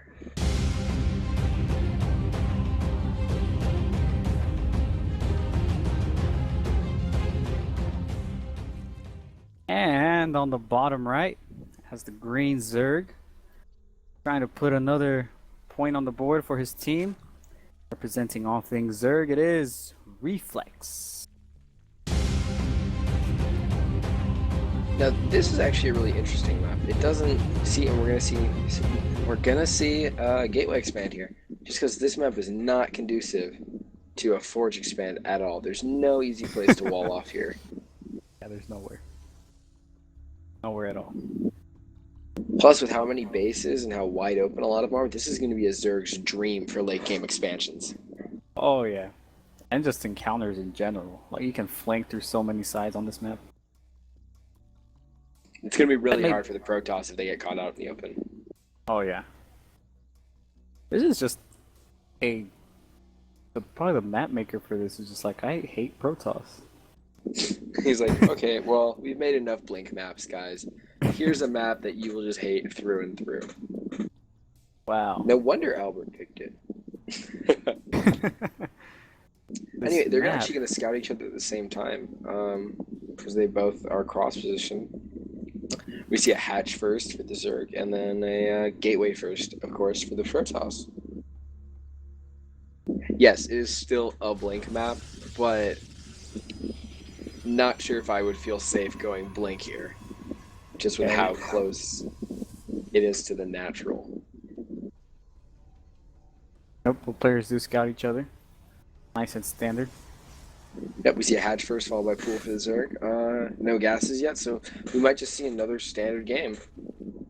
Last one we saw like that was, what, the GM game? Very true. We see the Cyber Core go down. Just super standard, wow. What are these leagues? No. What are the leagues of these players? Oh, I think they're both Gold League players. So it's actually surprising to see such like crisp builds and timings. I agree. Looks like, I'm guessing both of them probably got quite a bit of practice on this map. Second gas going down now as well. Zealot coming out. Nice little wall off. I like it. Maybe the second gas could mean a one base aggression of some sort. Maybe we'll see like DTs before Nexus. Or no, I guess the pylon going down. That's just a preemptive one. He's going to try to use that gas. Could just be for sentries. Yeah, it could be. Sentries would be really good here to help defend the natural. He tries to push in there with roaches or something, and you can just force field right across. Right. Nope. No 30 yet. There's a 100 gas. I think he doesn't feel 100% safe going for that really quick third again, just because the Gateway Expo is going to make it really hard to. Whoa, look at that support crawler. Very early support crawler. That's a very early support crawler. What is he Very really random. afraid of? That is a very I guess random maybe support he's just... crawler. Is he worried about DTs? Maybe Void Rays or Phoenix? He should have made some Zerglings and at least like one pair of Zerglings Yeah, and just at least the poked front. a little and seen what was up. If he sees the front, he knows that there is no way. That there is However, our toss still doesn't have a natural. This is really, really delayed. He's still mining gas too. No third. Well, does have the Overlord in position. He can like scoot it up a little bit at the natural. There's Yeah, that it's 6 natural. minute, 10-second toss natural. Super standard. Oh, he does have Zerglings going around the map, across the map. That's good. If he can use those to help hunt down any possible proxy pylon locations and secure the area so we can safely get a third, I think with that delayed natural from the toss, he could actually take a really big lead. Agreed. 3 gates now though for the Protoss. His warp gate is done. This reminds me of the old 3-gate expands you used to see in Yeah. Season 1 of Wings. It's like very old school. We might see a sentry pressure after this. I like this little aggression that he's doing with the speed Zerglings. Yeah, this is really good, especially with no cannon back there. It's really easy to poke at the front and It's just cool, play but around. it's cool, but when we start going up to 800 minerals, you gotta have something. Don't want to focus too much on that, trying to be fancy. He's really going to need to drop that third soon, though. I mean, the delayed natural helps, so he didn't need a third ASAP, but... Okay, there he goes. Just decides to put it down.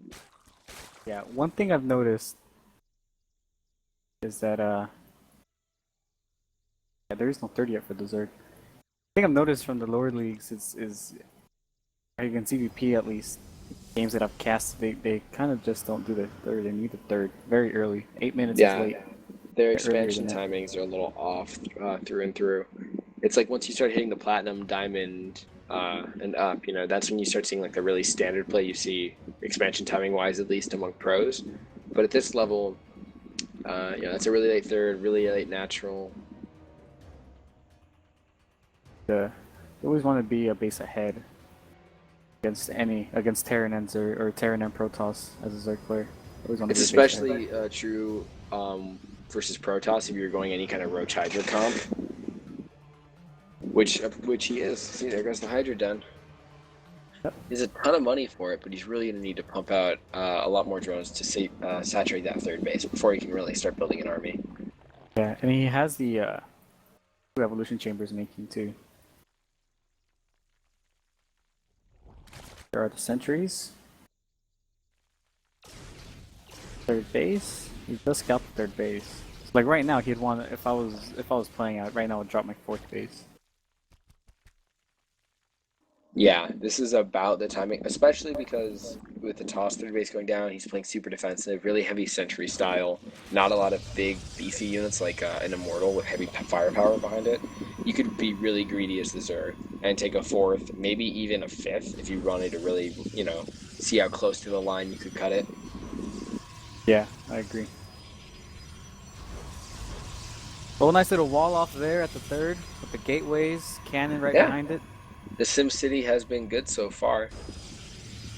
And with, was that 2 cannons? No, 1 cannon, a pylon, and 4 more gateways. This is going to help make his army big. He can start saturating that 3rd pretty quickly. The Zerg's got to respond somehow, though, and the answer is not making a Hydra army right now. He's actually going triple upgrades. Melee, carapace, and attack. Is he trying to... I mean, I guess it works if you were being a little greedier. Like, oh wow, look, he's going to try to sneak a 4th down into the bottom left. Alright. I kind of like that. I mean, if you can force He can the... go... Yeah, if he tries to sneak that, he can like build a 5th base wherever he wants, and then that 4th base can just be extra gas and come get the hive earlier. Especially because that's when that like melee attack upgrade might actually apply when you start building ultras in the late game. Yeah, exactly. Where a melee attack is pretty huge. I think it's what, +5 damage on them? There's nothing to scoff at. He's And actually we're going to actually scout. seeing a timing. Like his melee and ground carapace just finished. Though he's not gonna be able to break this wall up here, I don't think. He needs to be careful not to get force fielded in up that ramp. There's no sentries there yet though. So he's just gonna bust right through. Oh wow, yeah.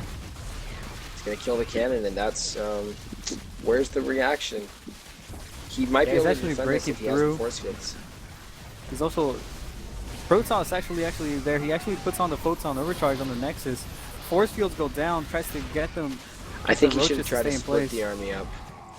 Yeah. Because instead he forced it away, and he could have chunked it at least a little. Yeah, he could have cut it in half and actually did a lot more damage. But I mean, Pushes hey, the army away, which is yeah, good. the whole point there was defending. But it is going to mean, though, that they're just going to push right back up, and he's sending Hydra Roach across the map to go and support it again. Plus 2 weapons is almost done, though. That's going to be really huge for the Zealots and the Immortal. Agreed, and breaking down the rocks too at the third, it just makes the Protoss in a little bit more peculiar position. He should actually put down another pylon and cannons and wall up again. Yeah, he should re-wall it off. Wow. It's actually the little botched force Protoss fields. trying to push down, and the Zerg pushes up, picks off like that 3 was sentries. not good. He needed to just sit at the top of that ramp and wait out for a higher Oh orbital no. count. Oh no. Yeah, this and they're just could be going to it. kill that Nexus. That could be game. Because once that third falls, he actually has That's a no good photon handful of roaches overcharge. and hydras coming. And he has no energy for another photon overcharge. Plus, he's going to lose the mothership core here. And he doesn't have the Colossus anywhere really close. I mean, the thermal lance isn't even done, so the Hydras are going to be able to pick it off with range. Yeah. And even if he's able to hold this, it's just his economy, his everything. In tatters. It's in tatters. Especially with the fourth going down in the bottom left for the Zerg. I mean, this entire time he's had that just starting to He's get actually rolling. flanking from both sides. Oh, wow. The sandwich from the Zerg. Great And he play calls from our it Zerg GG. player. That's going to be GG. Congratulations to Reflex bringing it to 6-3 in the ATP versus ATZ subreddit war. Right. Zerg coming back. We'll take a little quick short break. Stay tuned. We got a couple more games headed your way. Thanks for tuning in with us.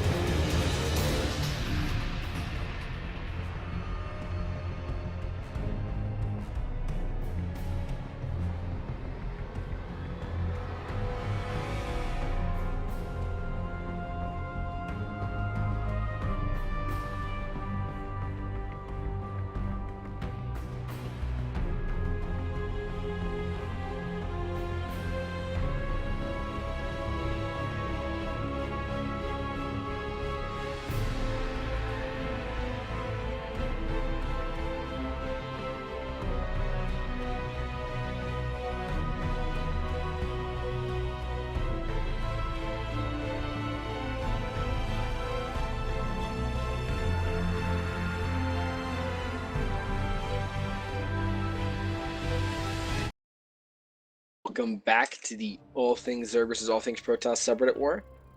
I'm joined by my co-caster Brobo, and this is going to be our second to last and our second platinum game of the day.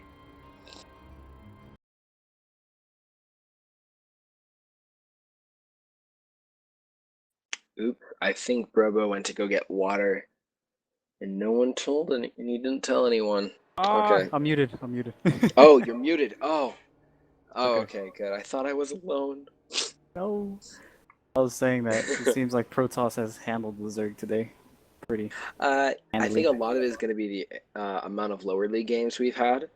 Is that generally Protoss is easier to use at the lower levels. Like when it comes to just macro and stuff, there's not as heavy of a reliance on your mechanic. That's true. Yeah, I agree.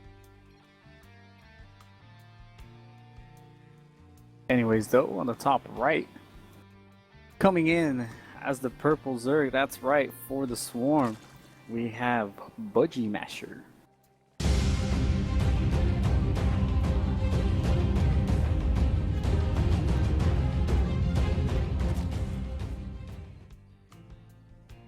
And then in the bottom left, representing all things Protoss and trying to bring it to a 7-3, is Cosma Tesny. And here we're on Overgrowth. So what is this, our second ladder map of the day out of 9 games? Yeah. Or 10 games. Out of 10 games is our second ladder map. So, we actually see a extractor trick to get the 11 out of 10 drone. Interesting. I actually haven't seen that in a long time. It's an old one. Very old. Oh, what about we're this? See... How do you like this non-forge expand here from Protoss? You know, on Overgrowth, I like it because you can delay the Zerg being able to get a gold third. That gold third is really hard to deal with as Protoss, and the Forge Fast expand makes it so it's fairly easy to secure. So Okay. the gateway is going to let you pressure that really easily. Fair enough. Very good. Stand up from both players once again. Gateways, gas, gateway, gas. I mean, I think the worst part about a lot of PvZ though is that the openings will very rarely change. You're not going to see a lot of crazy stuff. Yeah. That's what's nice in PvT and ZVT though, is that the Terran can kind of mix it up. You know, if you're going to see proxy racks, if you're going to see proxy gateways from the Protoss, you know, it doesn't really work in PvC, but PvT, it has its moments. I agree. Definitely agree. Not much variety to do in PvZ or in ZVP. At least not until the mid game. The mid game is where we're really going to see it start picking up Exactly. in both unit compositions. I'm actually surprised that we haven't seen any Mutaplay yet. Mutaplay is definitely a very strong mid game, especially in the lower leagues where it more falls on the Protoss's mechanics to defend it than it does on the Zerg's mechanics to use it. Yeah, I agree as well. Anyways, both players got natural up as well as the drone. We're going to see a pretty fast natural from the Protoss after the gateway expand. Just scouting around, making sure there's not a drone there waiting. But Budgie is sending Zerglings across the map. He might be able to stop this from going down. Yeah, he's actually spent a chrono on the Zealot. He probably wants 2 Zealots out. That'll be good just in case of a big Ling run by. Ooh, what did he just make a gateway and cancel it? Yeah. Oh, that's not good. I was like, what? But that probe is going to distract the 2 Lings and allow the natural to go down. Oh. Wait. Okay, is it me or is that Nexus a little bit too high up? No, that's right on point. You can tell just because of the circle. If you highlight it, the yellow circle is going to be perfectly... at the bottom. Yep. Oh, scared me for a second there. I think it's the minerals. The middle minerals seem a little farther away than normal, but that's just the way they're set up. Anyways, though, 2 gases going down for the Zerg. No third yet. Actually, those 2 gases. Seems like he knows that he wants 2 gases before the third. Really, when you see this, it could be some sort of roaches. Yeah, but pop he's got to out. put stuff on the gases first. I think Yeah. that's the prerequisite to using your gas. Hey, I'm giving him the benefit of the doubt. He's got to get the zealot outside. Look, the lings are just going to pick away at his. There we go. Lings are just picking away at the pylon. And he actually picks one off. A little miscontrol from Budgie. Oh, he's gonna get another one. Oop. See you later, Zergling. Warp gate is done. 3 gates are done. Robotics facility about to finish. Second gas about to finish as well. Yeah, we could see some aggression coming out of this 3-gate robo. See if he can actually do any work. Oh, he has 3 gases now. This is definitely different.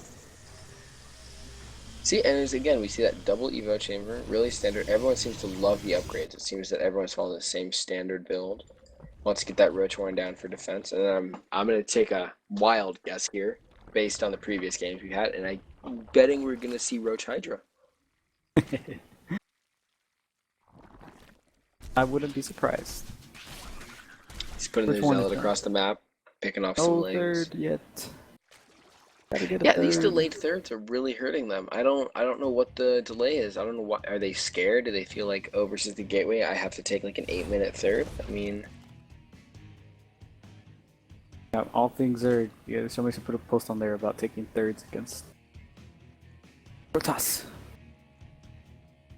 Only times you don't take a third is you want to be aggressive, like with Roach. With yeah, you want to Roaches. be really aggressive too. I mean, I think the only time I would honestly say, yeah, I don't take your third is if you're doing like a old style muta timing, which is just so fallen out of favor, or you're doing, like you said, like a Roach aggression, maybe Roach Bane or something, you know?